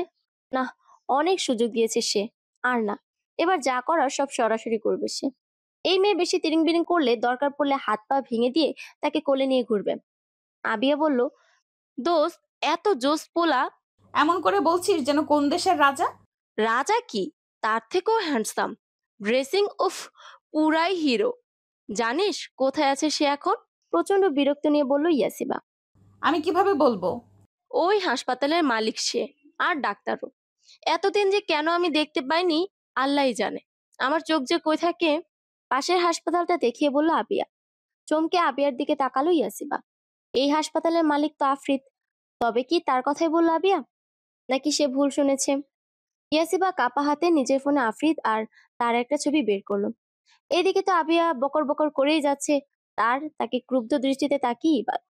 ইয়াসিবা আবিয়ার সামনে তাদের ছবিটা তুলে ধরলো, যেটা আজকে সকালেরই তোলা, যেখানে আফরিদ ইয়াসিবা পেছন থেকে জড়িয়ে ধরে আছে, আর ইয়াসিবার ঠোঁটের কোণে মিষ্টি হাসি। আবিয়া কথা থামিয়ে ছবিটার দিকে তাকিয়ে রইল। ইয়াসিবা জিজ্ঞেস করলো, এইটাই কি তোর সেই ক্রাশ? হ্যাঁ হ্যাঁ দোস্ত, কিন্তু তুই ওনার সাথে মানে? এই হসপিটাল দ্য ম্যারিল্যাপ প্লাস এর মালিক মিস্টার আফরিদ চৌধুরী আমার হাজব্যান্ড, মানে বুঝতে পারছিস, আমি মিসেস আফরিদ চৌধুরী। ইবাদও এবার এই কথা শুনে চোখ বড় বড় করে তাকালো। আবিয়া আর ইবাদ দুজনেই অবাক। ইয়াসিবা যে বিবাহিত তারা কেউ জানতো না। ইবাদ বলল, তুই সত্যিই বিবাহিত? হ্যাঁ, আর আফরিদি আমার হাজব্যান্ড। তাহলে এতদিন বলিসনি কেন? তার পেছনে অনেক কাহিনী, বলবো একদিন সময় করে। কথাটা বলেই ইয়াসিবা আবিয়ার দিকে তাকালো। মেয়েটা এখনো আহাম্মক বনে দাঁড়িয়ে আছে। আবিয়াকে এইভাবে স্ট্যাচু হয়ে দাঁড়িয়ে থাকতে দেখে হেসে ফেলল ইয়াসিবা। অনেক হাই ভোল্টেজের ঝটকা খেয়েছে বেচারি। যতবার কোনো ছেলের উপর ক্রাশ খায়, সেই ছেলে হয়তো বিবাহিত হয়, না হলে তার গার্লফ্রেন্ড থাকে। ইয়াসিবা আলতো করে ডাকে আবিয়াকে। আবিয়া। সাথে সাথে ইয়াসিবা জ্ঞান হারিয়ে পড়ে যেতে নিতে ইবাদ তাকে ধরে ফেলে। ইবাদ অস্থির হয়ে আবিয়াকে কোলে তুলে নিয়ে বটগাছের নিচে গিয়ে বসলো। ইয়াসিবাও সাথে সাথে এলো। এই আবিয়া, চোখ খোল, তাকা আমার দিকে। আবিয়া। ইবাদ অস্থির হয়ে গেছে। হঠাৎ আবিয়া যে জ্ঞান হারাবে ইবাদ ভাবতেও পারেনি। ইবাদ কেমন হাইপার হতে দেখে ইয়াসিবা বলল, ভালোবাসিস আবিয়াকে? আবিয়া ডাকা থামে স্থির দৃষ্টিতে তাকালো ইবাদ। ইয়াসিবা আবার একই কথা জিজ্ঞেস করলো। ইবাদ এবার বলল, হ্যাঁ, প্রচন্ড ভালোবাসে। তাহলে বলিস না কেন? ও বুঝে নিতে পারে না, আমার চোখের ভাষা কি বুঝতে পারে না? এই যে ও প্রতিদিন এক এক ছেলেকে নিয়ে প্রশংসা করে ক্রাশ খায় বলে, তখন আমার ব্যথিত চোখ দুটো কি ও দেখে না? জানিসই তো ও একটু ছেলে মানুষই করে। তুই বলে দে না নিজের মনের কথা। ও কি পাগল ছাগল, সোজা কথা বুঝবে না? এইবার ওকে থাপড়িয়ে বোঝান লাগবে। রাগী গলা ইবাদের। ইয়াসিবা হেসে ইবাদের বাহুতে চাপড় মেরে বলল, রাগিস না, এইবার এর জ্ঞান ফেরা। ইবাদ মাথা ঝাঁকিয়ে ব্যাগ থেকে পানির বোতল বের করে আবিয়ার মুখে পানি ছিটা দিল। কিছুক্ষণের মাঝেই আবিয়ার জ্ঞান ফিরল। সে মাথার দুপাশে চেপে ধরে উঠে বসতেই ইয়াসিবার দিকে নজর যায়। মুহূর্তে একটু আগের ঘটনা মনে পড়তেই সে বড় বড় চোখে তাকে তুতলে জিজ্ঞেস করলো, তুই বিবাহিত? ইয়াসিবা মাথা ঝাঁকালো।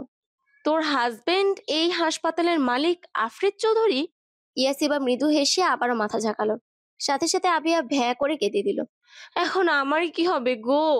আমি যার উপর ক্রাশ খাই সেই কেন এরকম হয়? হয় বিবাহিত, না হলে জেফ আছে। আর শেষে কিনা যাকে পার্মানেন্ট করতে চাইলাম সেই নাকি আমার বেস্টুর বর। ইয়া মাবুদ! ইবাদ এবার প্রচুর রেগে গিয়ে দিল এক রাম ধমক। চুপ বেয়াদব মেয়ে, আর একবার ভেবে করবি তো থাপড়িয়ে গাল লাল করে দিব। আবিয়া কতক্ষণ ইবাদের মুখের দিকে তাকিয়ে রইল, তারপর আবারও ভ্যা করে কেঁদে দিল। ইয়া মাবুদ! এ কোথায় এনে ফাঁসাইলা তুমি? আবিয়া! ইবাদের রাগী চিৎকারে সাথে সাথে কান্না থামিয়ে আবিয়া মুখে আঙ্গুল দিয়ে ড্যাব ড্যাব করে ইবাদের দিকে তাকিয়ে বললাম, আমি চুপ, আর একটা কথাও বলবো না। এদিকে ইয়াসিবা এদের কাণ্ড দেখে হাসতে হাসতে শেষ। আসলে হাসপাতাল নতুন উঠানো হয়েছে, মাত্র 5 মাস ধরে চালু হয়েছে। আফরিদ আগে অন্য হাসপাতালে বসতো, কিন্তু এই হাসপাতালটা কমপ্লিট হতেই সে এখানে এসে পড়ে। আর আফরিদ সচরাচর মাস্ক পরে বাহির হয়। আর এমনিতেও সে গাড়ি থেকে নেমে এদিক ওদিক না তাকিয়ে সোজা হাসপাতালে ঢুকে যায়। তাই তাকে কেউ আর বেশি দেখতে পায় না, শুধু যারা পেশেন্ট থাকে তারাই একটু দেখতে পায়। আর ইয়াসিবা যে বিবাহিত সেটা আফরিদের সাথে মান অভিমান থাকার কারণেই সে কাউকে বলেনি যে সে বিবাহিত। আর এখন এই সত্যি কথা শুনেই তার প্রিয় 2 বন্ধু টাসকিত। আফরিদ খানিক বিরক্ত হয়ে বলে, মা, আমি কতবার বলেছি আমি ওই বাড়িতে যাব না। কায়া চৌধুরী রেগে বললেন, কেন আসবি না? ওই মেয়েটা নিশ্চয়ই বারণ করেছে। মা, তুমি ইয়াশিবা কেন দোষ দিচ্ছ? ওই মেয়েটারই সব দোষ। ওই তোকে বলে যে আমার কাছে না আসতে। ওহ মা, প্লিজ। আর ওই মেয়ে, এই মেয়ে বলছো কেন? ওর একটা ভালো নাম আছে, ইয়াসিবা। আর ভুলে যেও না, ইয়াসিবা এখন চৌধুরী বাড়ির বড় বউ। আমি ওকে কখনো পুত্রবধূ রূপে মানি না। তোকে কতবার করে বললাম ওই মেয়েকে বিয়ে করিস না। একবার ধোকা খেয়ে তোর শিক্ষা হয়নি? মা, I am fed up. I don't want to listen anything right now. Okay, bye, take care. বলে ফোন কেটে দিল আফরিদ। রাগে ওর মাথা ব্যথা শুরু হয়ে গিয়েছে। কেন যে মা বুঝে না ইয়াসিবাকে সে ভালোবাসে, আর ভালোবাসার মানুষটির নামে এইসব শুনে কেই বা ঠিক থাকতে পারে? আর যেখানে মূল কথা, ইয়াসিবার কোনো দোষই নেই। না, আর এক মুহূর্ত এখানে না। ইয়াসিবাকে এখন ওকে দেখতে হবে। এই মেয়েটাকে এখন না দেখলে নির্ঘাত সে পাগল হয়ে যাবে। 7 পাঁচ না ভেবে আফরিদ বেরিয়ে গেল ভার্সিটির উদ্দেশ্যে। আর অল্প সময়েই পৌঁছে গেল। তোদের বিয়েটা হলো কিভাবে সেটা তো বলবি। এখন আর কিছু বলবো না ইবাদ, সময় হলে আমি নিজেই সব তোদের বুঝিয়ে বলবো। ইয়াসিবার কথায় এবার মাথা ঝাঁকালো। সে বুঝতে পারছে নিশ্চয়ই বড় কোনো কারণ আছে, না হলে ইয়াসিবা তাদের বলে দিত। দোস্ত! হঠাৎ আবিয়ার চিৎকার ইয়াসিবা আর ইবাদ দুজনে চমকে তার দিকে তাকালো। ইয়াসিবা বলল, কিচ্ছে চিল্লাচ্ছিস কেন?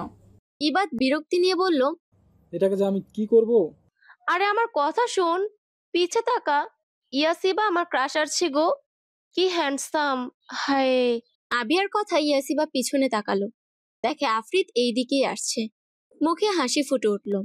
ইয়াসিবার বিয়ের পরে এই প্রথম আফরিদ তার সাথে ভার্সিটিতে দেখা করতে আসছে।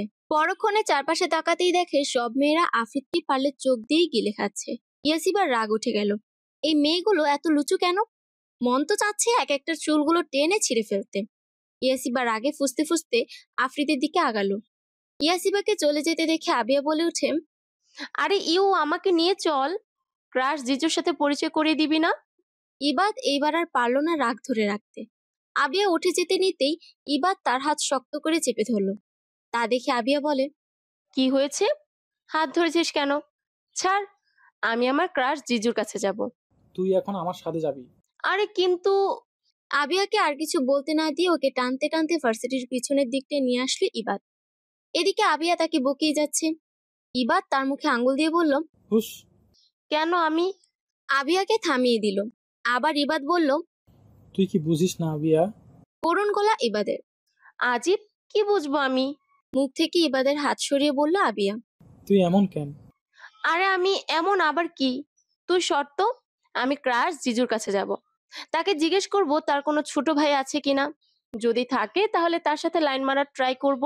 আবিয়ার কথা এবার রেগে আবিয়ার বাহু চেপে ধরে চিল্লিয়ে বলল, স্টপ আবিয়া, কেন বুঝিস না তুই? তোর মুখে অন্য কারোর নাম শুনলে আমার কষ্ট হয়। কেন তুই আমার চোখের ভাষা বুঝিস না? আমি যে প্রতিদিন কষ্ট সহ্য করে যাচ্ছি, কেন বুঝিস না যে আমি তোকে ভালোবাসি? আবিয়াকে ধাক্কা দিয়ে সরিয়ে দিল ইবাদ। জোরে জোরে নিঃশ্বাস নিতে লাগলো সে। প্রচন্ড রাগে তার সারা শরীর কাঁপছে। দু হাতে মাথা চেপে ধরল সে। হঠাৎ আবিয়া ঝড়ের গতিতে ইবাদকে জড়িয়ে ধরল। শক্ত করে, খুব শক্ত করে ধরল। ইবাদ অবাক, কি হলো এটা? আবিয়া ইবাদের বুকে আরেকটু মিশে গিয়ে কান্নারত গলায় বলল, এতদিন লাগলো এটা বলতে? আমি যে এই শব্দগুলো শোনার জন্য কতটা পাগল ছিলাম তুই জানিস না? প্রচন্ড রকম শক পেয়েছি ইবাদ। সে তবদা খেয়ে দাঁড়িয়ে আছে। আবিয়া নিজেই ইবাদের হাত দুটো নিয়ে নিজের কোমরে রাখ। তারপর বলে, কি, আমাকে জড়িয়ে ধরবি না? ইবাদ তাকালো আবিয়ার দিকে। মেয়েটা কত সুন্দর করে মিশে আছে ওর বুকে। ইবাদ ব্যাপারটা বুঝতে পেরে ওর মুখে বিশ্বজয়ের হাসি ফুটে উঠল। তার মানে আবিয়াও তাকে ভালোবাসে। ইবাদ আবিয়াকে আগলে নিল নিজের বাহুতে। কেন বলিসনি আমাকে? কেন এই ভালোবাসার দহনে আমাকে পোড়ালি? ইবাদের কথা আবিয়া অভিমান করে বলল, মেয়েরা কি আগে বলে? মেয়েদের লজ্জা করে না ভালোবাসার কথা বলতে? তুই আগে বললি না কেন? আমি যে তোকে ভালোবাসি সেটা তুই বললেই তো আমি বলে দিতাম। এতদিন তোকে জ্বালানোর জন্যই তো প্রতিদিন ছেলেদের নিয়ে প্রশংসা করতাম, যাতে তুই জেলাস হয়ে নিজের মনের কথা বলে দিস। কিন্তু তুই একটা হারামি, তুই কোনো প্রতিক্রিয়াই দেখাতি না। ওরে চালাক রে, তাহলে এই ছিল তোর মনে? হাহ, এইগুলো না করলে তুই যে আতেল কোথাকার, না হলে জীবনেও নিজের মনের কথা বলতি না। হয়েছে, আর অপমান করিস না, এইবার বলে দে না। আবিয়া হেসে বলল, আমি তোকে ভালোবাসি ইবাদ। আবিয়ার কথা ইবাদ ভ্রু কুচকে তাকালে আবিয়া বলে, কি? তুই বলে আর ডাকবি না, এখন থেকে তুমি, ঠিক আছে? আচ্ছা। পাগলি একটা। ইবাদ আবিয়া একে অপরকে আরো নিবিড় ভাবে জড়িয়ে ধরল। ইয়াসিবা বিড়বিড় করে আশেপাশে মেয়েগুলোকে বকতে বকতে আফ্রিদের কাছে এসে দাঁড়াতেই আফ্রিদের চিন্তিত মুখ ওর নজরে পড়ল। ইয়াসিবা অবাক হলো। কি হয়েছে তার? আফ্রিদের তাকে এত চিন্তিত লাগছে কেন? বুঝতে পারছে না সে। ইয়াসিবা অস্থির হয়ে বলল, কি হয়েছে আফরিদ আপনার? আফ্রিদ কোনো কথা বলল না, শুধু হুট করে মাঠ ভরা স্টুডেন্টদের সামনে ইয়াসিবাকে জড়িয়ে ধরল। ইয়াসিবা এবার আরো চিন্তাগ্রস্ত হয়ে উঠল। লোকটার কি হলো কে জানে, এরকম আচরণ করছে কেন? ইয়াসিবার আশেপাশে চোখ যেতে দেখে সবাই তাদের দিকে তাকিয়ে আছে। আর মেয়েগুলোর তো চেহারা দেখার মতো হয়েছে। ইয়াসিবা মনে মনে খুশি হলো। যাক, দুজনেগুলো বুঝেছে যে আফ্রিদ শুধু তার। ইয়াসিবা এবার আফ্রিদের পিঠে হাত বুলিয়ে দিয়ে আস্তে করে বলল, কি হয়েছে আপনার? কি নিয়ে এত চিন্তিত আপনি? আমাকে বলুন। আফ্রিদ এতক্ষণ চোখ বুজেছিল, ইয়াসিবার কথায় চোখ তুলে তাকালো। চোখ খুলতে সে দেখে সবাই ওদের দেখছে।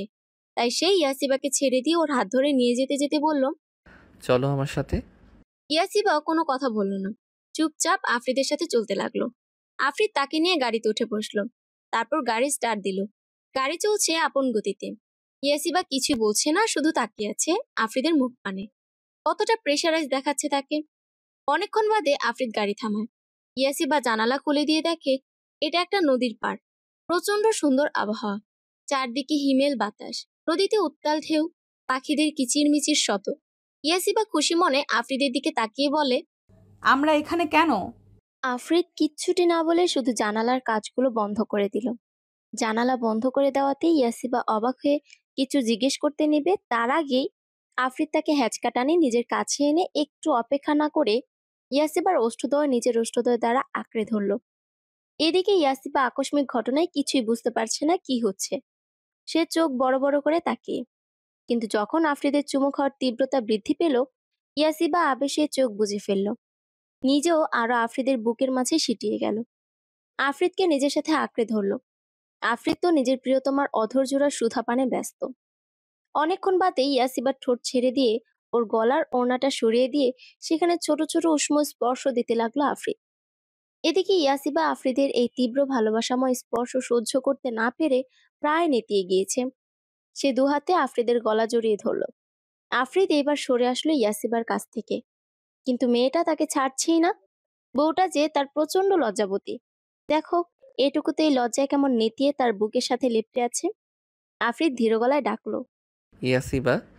ইয়াসিবার কোনো জবাব নেই, কিন্তু সে চেষ্টা করছে পারলে আফ্রিদের বুক চিরে সেখানে ঢুকে যেতে। লাজুক লতা। ইয়াসিবা এবার একটা জোরে নিঃশ্বাস ছাড়লো, কম্পিত গলায় বলল, এভাবে ডাকবেন? আপনার এই ডাকটায় ভয়ানক এক মাদকতা আছে, যেখানে আমি সাড়া না দিয়ে পারি না।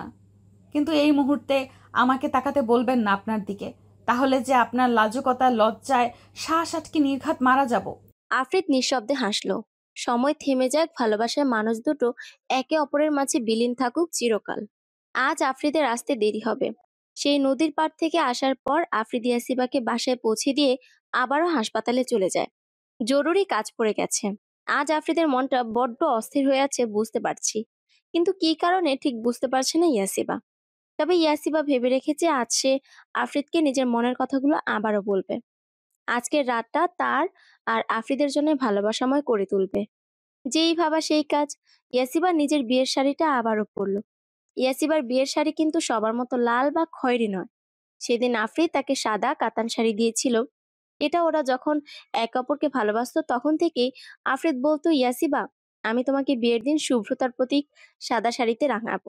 আমাদের বাসর ঘরটা হবে সাদাময়।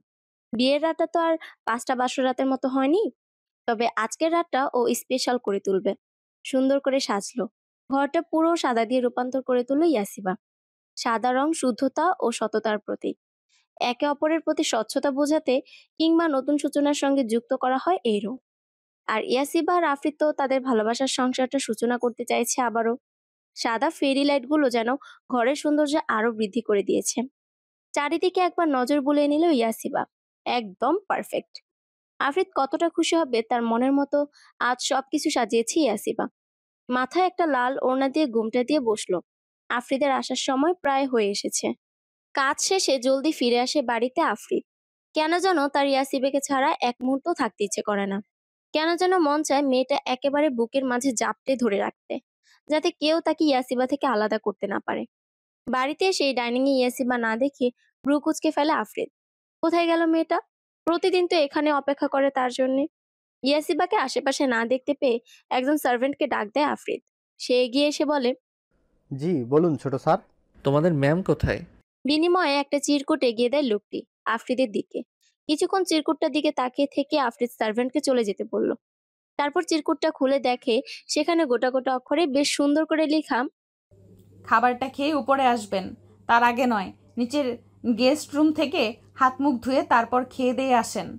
আফ্রিদ চিরকুটটা পরে কতক্ষণ আশেপাশে তাকালো। তার বউ করতে চাইছেটা কি কে জানে। আফ্রিদ অত না ভেবে গেস্ট রুম থেকে হাত মুখ ধুয়ে ডিনার করে নিল। তারপর উপরে নিজের রুমের দিকে অগ্রসর হলো। তবে দরজায় আর একটা চিরকুট আটকানো। আফ্রিদ সেটা দরজা থেকে খুলে নিয়ে পড়লো। সেটা লেখা আছে, আমার হৃদয় হরণকারী আমার স্বপ্ন পুরুষ আজ যে এখন আমার স্বামী। সে কি জানে তার প্রিয়তমা তার জন্য অধীর আগ্রহে বসে আছে? সে কি জানে আজ তার প্রেয়সী তার শত দিনের ইচ্ছে পূরণ করতে চলেছে? আজ যে সে নিজেকে শুভ্রতা ঘেরা মোড়াকে মুড়িয়েছে নিজেকে। সে অপেক্ষায় আছে তার স্বামীর আদরে আলিঙ্গনের জন্য। এটি আপনার লাজুকতা। আফ্রিদ চিরকুটটা পড়তে তার ঠোঁটের কোণে মিষ্টি হাসি ফুটে উঠল। তার মানে তার বউটা তার জন্য অপেক্ষা করছে। তার মনে আছে আফ্রিদ তাকে বলেছিল শুভ্রতার প্রতীক সাদা দিয়ে তাদের ভালোবাসার প্রাপ্তির সূচনা হবে। আচ্ছা, তার প্রিয়তমা তো আজ তার জন্য সেজেছে। তাকে কেমন লাগছে দেখতে? নিশ্চয়ই আফ্রিদ তাকে দেখলে নিজের নিঃশ্বাস নিতে ভুলে যাবে, ঘোর লাগা দৃষ্টিতে তাকিয়ে থাকবে। নিশ্চয়ই আফ্রিদ তাকে দেখলে নিজের নিঃশ্বাস নিতে ভুলে যাবে, ঘোর লাগা দৃষ্টিতে তাকিয়ে থাকবে তার লাজুকলতার মুখের দিকে। না, আর তর্সেছে না আফ্রিদ। জলদি রুমের দরজাটা খুলে ভিতরে প্রবেশ করলো। অবাক হয়ে তাকালো সে। যা ভেবেছিল তার থেকেও অভাবনীয় লাগছে চারপাশ দেখতে। ব্যালকনির কাঁচ পুরোটা খোলা। সেখানে সাদা পাতলা পর্দা যা বাতাসে উঠছে। পুরো রুম জুড়ে ফেরি লাইট, আর সেগুলোর সাথে তাদের এক এক মুহূর্তের ভালোবাসাময় স্মৃতি। আর্টিফিশিয়াল সাদা ফুল দিয়ে রুমটা সাজিয়েছে, ফুল আর ফেরি লাইটে ভরা। বিছানার দিকে নজর যায় আফ্রিদের। তার চারপাশ যেন স্থির হয়ে আছে। এ যে তার প্রিয়তমা, সাদা শাড়িতে নিজেকে সাজিয়েছে, মাথায় লাল ওড়না দিয়ে ঘুমটা দেওয়া, বিধায় মুখ দেখা যাচ্ছে না। পায়ে রক্তলাল আলতা দিয়ে রাঙানো। সেখানেই থম মেরে দাঁড়িয়ে থাকলো আফ্রিদ। ইয়াসিব মুখ তুলে তাকালো। ওনার ওপাশ থেকে দেখা যাচ্ছে আফ্রিদ এক জায়গায় থম মেরে দাঁড়িয়ে আছে। মুচকি হাসলো ইয়াসিবা। সে জানে আফ্রিদ অবাক হয়ে থম মেরে আছে। আস্তে করে বিছানা থেকে নেমে দাঁড়ায়, ধীর পায়ে আফ্রিদের দিকে এগিয়ে আসলো। আলতো করে আফ্রিদের হাত ছুঁয়ে দিল ইয়াসিবা। ধীরে বলল, আমি সেজেছি আপনার মনের মতো, এবার আপনিও গিয়ে নিজেকে আমার মনের মতো করে সাজিয়ে আনুন। আফ্রিদ আস্তে করে বলে ওঠে, আমার যে এখন আমার লাজুকলতার মুখটা দেখার জন্যে আমার মনটা আনচান করছে। সেটা তো এখন হবে না, আগে আমার আবদার পূরণ করতে হবে। ইয়াসিবার কথায় আফ্রিদ হালকা হেসে বলল, তবে মহারানীর কথাই শিরোধার্য হোক। ইয়াসিবা মিষ্টি একটা হাসি দিল। আফ্রিদ বিছানার উপর থেকে পোশাক নিয়ে ওয়াশরুমে গিয়ে পরে আসলো। ইয়াসিবা তাকিয়ে রইল আফ্রিদের দিকে। কতটা ভাগ্যবতী সে যে আফ্রিদকে নিজের স্বামী রূপে পেয়েছে। এই মানুষটার জন্য তো ইয়াসিবা হাসি হাসি মুখে নিজের জীবনটাও দিয়ে দিতে পারবে। এই যে লোকটার মুখে কি সুন্দর চমৎকার হাসি, সাদা পাঞ্জাবি পায়জামা পরায় কতটা স্নিগ্ধ দেখাচ্ছে। এই যে এই রূপে তাকে দেখি ইয়াসিবার যে হৃদস্পন্দন বেড়ে গেছে, হাত পা মৃদু কাঁপছে। লোকটার চাহনি ভয়ানক, যা ইয়াসিবা নিতে পারে না। লজ্জায় পুরো শরীর তার নেতি আসে। জোরে জোরে শ্বাস নিয়ে ইয়াসিবা আফ্রিদকে পাশ কাটিয়ে চলে গেল। বারান্দার রেলিং ধরে বুকে হাত দিয়ে চোখ বুজে রইল সে। এই মুহূর্তে আফ্রিদের কাছে সে কিভাবে যাবে? লোকটার চোখের চাহনিতেই তো সে অর্ধেক শেষ। লোকটা ছুঁয়ে দিলে সে কিভাবে সইবে? নিশ্চয়ই সে শ্বাস আটকে মারা যাবে। ইয়াসিবাকে বারান্দায় যেতে দেখে নিঃশব্দে হাসলো আফ্রিদ। নিশ্চয়ই তার লাজুকতা লজ্জা নিবারণ করতেই ওখানে গিয়েছে। আফ্রিদ ঠোঁটে বাঁকা হাসি ফুটিয়ে তুলে ইয়াসিবা পিছনে শব্দহীন পায়ে দাঁড়ালো। আফ্রিদ জানে ইয়াসিবা বুঝে গিয়েছে যে আফ্রিদ তার পিছনে এসে দাঁড়িয়েছে। তাও সে তাকাবে না, কারণ তার প্রেয়সীর যে বড্ড লজ্জা। আর সেই লজ্জারাঙা মুখটা দেখার জন্যই তো আফ্রিদ পাগল প্রায়। আফ্রিদ মোহময় গলায় বলল, আমার কি সৌভাগ্য হবে না নিজের প্রিয়তমার লজ্জা লাল হয়ে যাওয়া মুখটা দেখার? আফ্রিদ তাকে পিছন থেকে নিজের বাহুবন্ধনে আবদ্ধ করে ফেলল। ইয়াসিবা কেঁপে উঠল আফ্রিদের ছোঁয়ায়। সে দ্রুত আফ্রিদের থেকে সরে এসে রুমে চলে যেতে চাইতেই আফ্রিদ তার হাত ধরে ফেলল। বলল, পালাও কেন লাজুক লতা? আর আমাকে কষ্ট দিও না, নিজের মুখশ্রী একটু দেখাও। আপনার এই ঘোর লাগা কণ্ঠে আমাকে এইসব বলবেন না প্লিজ। বুকের মাঝে হৃৎপিণ্ডটা এত জোরে কেঁপে ওঠে যে বোধহয় সেটা বেরিয়ে আসবে আমার বুক চিরে। আফ্রিদ হ্যাচকা টানে ইয়াসিবা নিজের কাছে নিয়ে আসলো। ইয়াসিবা নিচের দিক তাকিয়ে। আফ্রিদের সে মাদকতাময় চাহনি সে নিতে পারবে না। এত লজ্জা? ইয়াসিবা চুপ। আচ্ছা বেশ, এখন আমি আমার লাজুক লতাকে দেখব। বলেই আফ্রিদ আলতো হাতে ইয়াসিবার ঘুমটা ফেলে দিল। শ্বাস আটকে দাঁড়িয়ে রইল সে। অতি ভয়ানক, অত্যন্ত ভয়ানক। ইয়াসিবাকে এই রূপে দেখে আফ্রিদের সব যেন অচল হয়ে আসছে। চুলগুলো খোপা করা, যেখানে সাদা গোলাপ গেঁথে আছে। চেহারায় কোনো মেকআপ নেই, শুধু চোখে কাজল আর ঠোঁটে হালকা লিপস্টিক। এতেই যেন তার লাজুকতার রূপ উপচে পড়ছে। আফ্রিদের কোনো সাড়া না পেয়ে ইয়াসিবা তাকায় তার দিকে। লোকটা তার দিকে তাকিয়ে চোখে মুখে তার মুগ্ধতা। তবে কি সে তার মন মতো করে নিজেকে সাজাতে পেরেছে? আফ্রিদ নিজের হাতটা দিয়ে ইয়াসিবার গাল ছুঁয়ে দিল। এই জাদুময় স্পর্শে ইয়াসিবার হৃদয় ভালো লাগায় ছেয়ে গেল। ইয়াসিবা দ্রুত আফ্রিদের বুকে ঝাঁপিয়ে পড়ল, মুখ লুকালো আফ্রিদের বুকে। আফ্রিদও ইয়াসিবাকে জড়িয়ে ধরে ওর কানের কাছে এসে ফিসফিস করে বলল, লাজুক লতা, তুমি লজ্জা পেতে থাকো। আজ আমি তোমাকে আদরে সোহাগে তোমার লজ্জা ভাঙাবো। ইয়াসিবা পিঠ খামছে ধরল আফ্রিদের। লোকটার প্রতিটা কথা কাঁপন ধরিয়ে দেওয়ার মতো। আফ্রিদ ইয়াসিবা কোলে তুলে নিল। দৃঢ় পায়ে রুমে গিয়ে বিছানায় নিয়ে শুয়ে দিল। ইয়াসিবা অন্যদিকে মুখ ঘুরিয়ে নিয়ে চোখ বুজে রইল। আফ্রিদ আস্তে করে নিজের ভর ইয়াসিবার উপর ছেড়ে দিল। ইয়াসিবার মুখটা নিজের দিকে ঘুরিয়ে তাকিয়ে রইল অনেকক্ষণ। এই কাপা কাপা ঠোঁট দুটো দেখে আর অপেক্ষা করলো না আফ্রিদ। প্রিয়তমার ঠোঁটে ঠোঁট ডুবিয়ে দিল। ইয়াসিবা বিছানার চাদর খামছে ধরল। আফ্রিদের হাত ব্যস্ত ইয়াসিবার পেটে বিচরণ করতে। আজ আর কোনো বাধা নেই। দুজন মানুষের মাঝে সকল বাধ্যবাধকতা দূর হয়ে যাবে আজ রাতে। মনের মিল তো সেই কবেই হয়েছিল। আজ না হয় দুটো দেহের মিলন ঘটলো। ভালোবাসার এক অন্য রাজ্যে পাড়ি দিল। গভীর রাত, বারান্দার রেলিং ধরে দূর দূরান্তে দৃষ্টি স্থির ইয়াসিবার। এই অন্ধকার রাতের মাঝে সে কি দেখছে সে জানে না, তবুও তাকিয়ে থাকতে ভালো লাগছে। অন্ধকারও নয়, চাঁদের আলোয় সবই দেখা যাচ্ছে। মৃদু বাতাস, বাগানের ডান সাইডে শিউলি ফুলের সুবাস ভেসে আসছে। মোহময় পরিবেশ। আজ নিজেকে পরিপূর্ণ মনে হচ্ছে ইয়াসিবার। আজ নিজের অস্তিত্ব জুড়ে স্বামী নামক মানুষটার ভালোবাসাময় পরশগুলো অনুভব করতে পেরেছে। ইয়াসিবার ভিতরটা কেঁপে উঠল আবার ওই মুহূর্তগুলো কল্পনা করে। লজ্জারাঙা মুখটা স্নিগ্ধ দেখাচ্ছে চাঁদের আলোয়। পিছন ফিরে তাকায় ইয়াসিবা। আফ্রিদ ঘুমোচ্ছে বিছানায়। কতটা নিষ্পাপ লাগছে তার স্বামীটাকে। এই মুহূর্তটার জন্য ইয়াসিবা কত প্রতীক্ষা করেছে।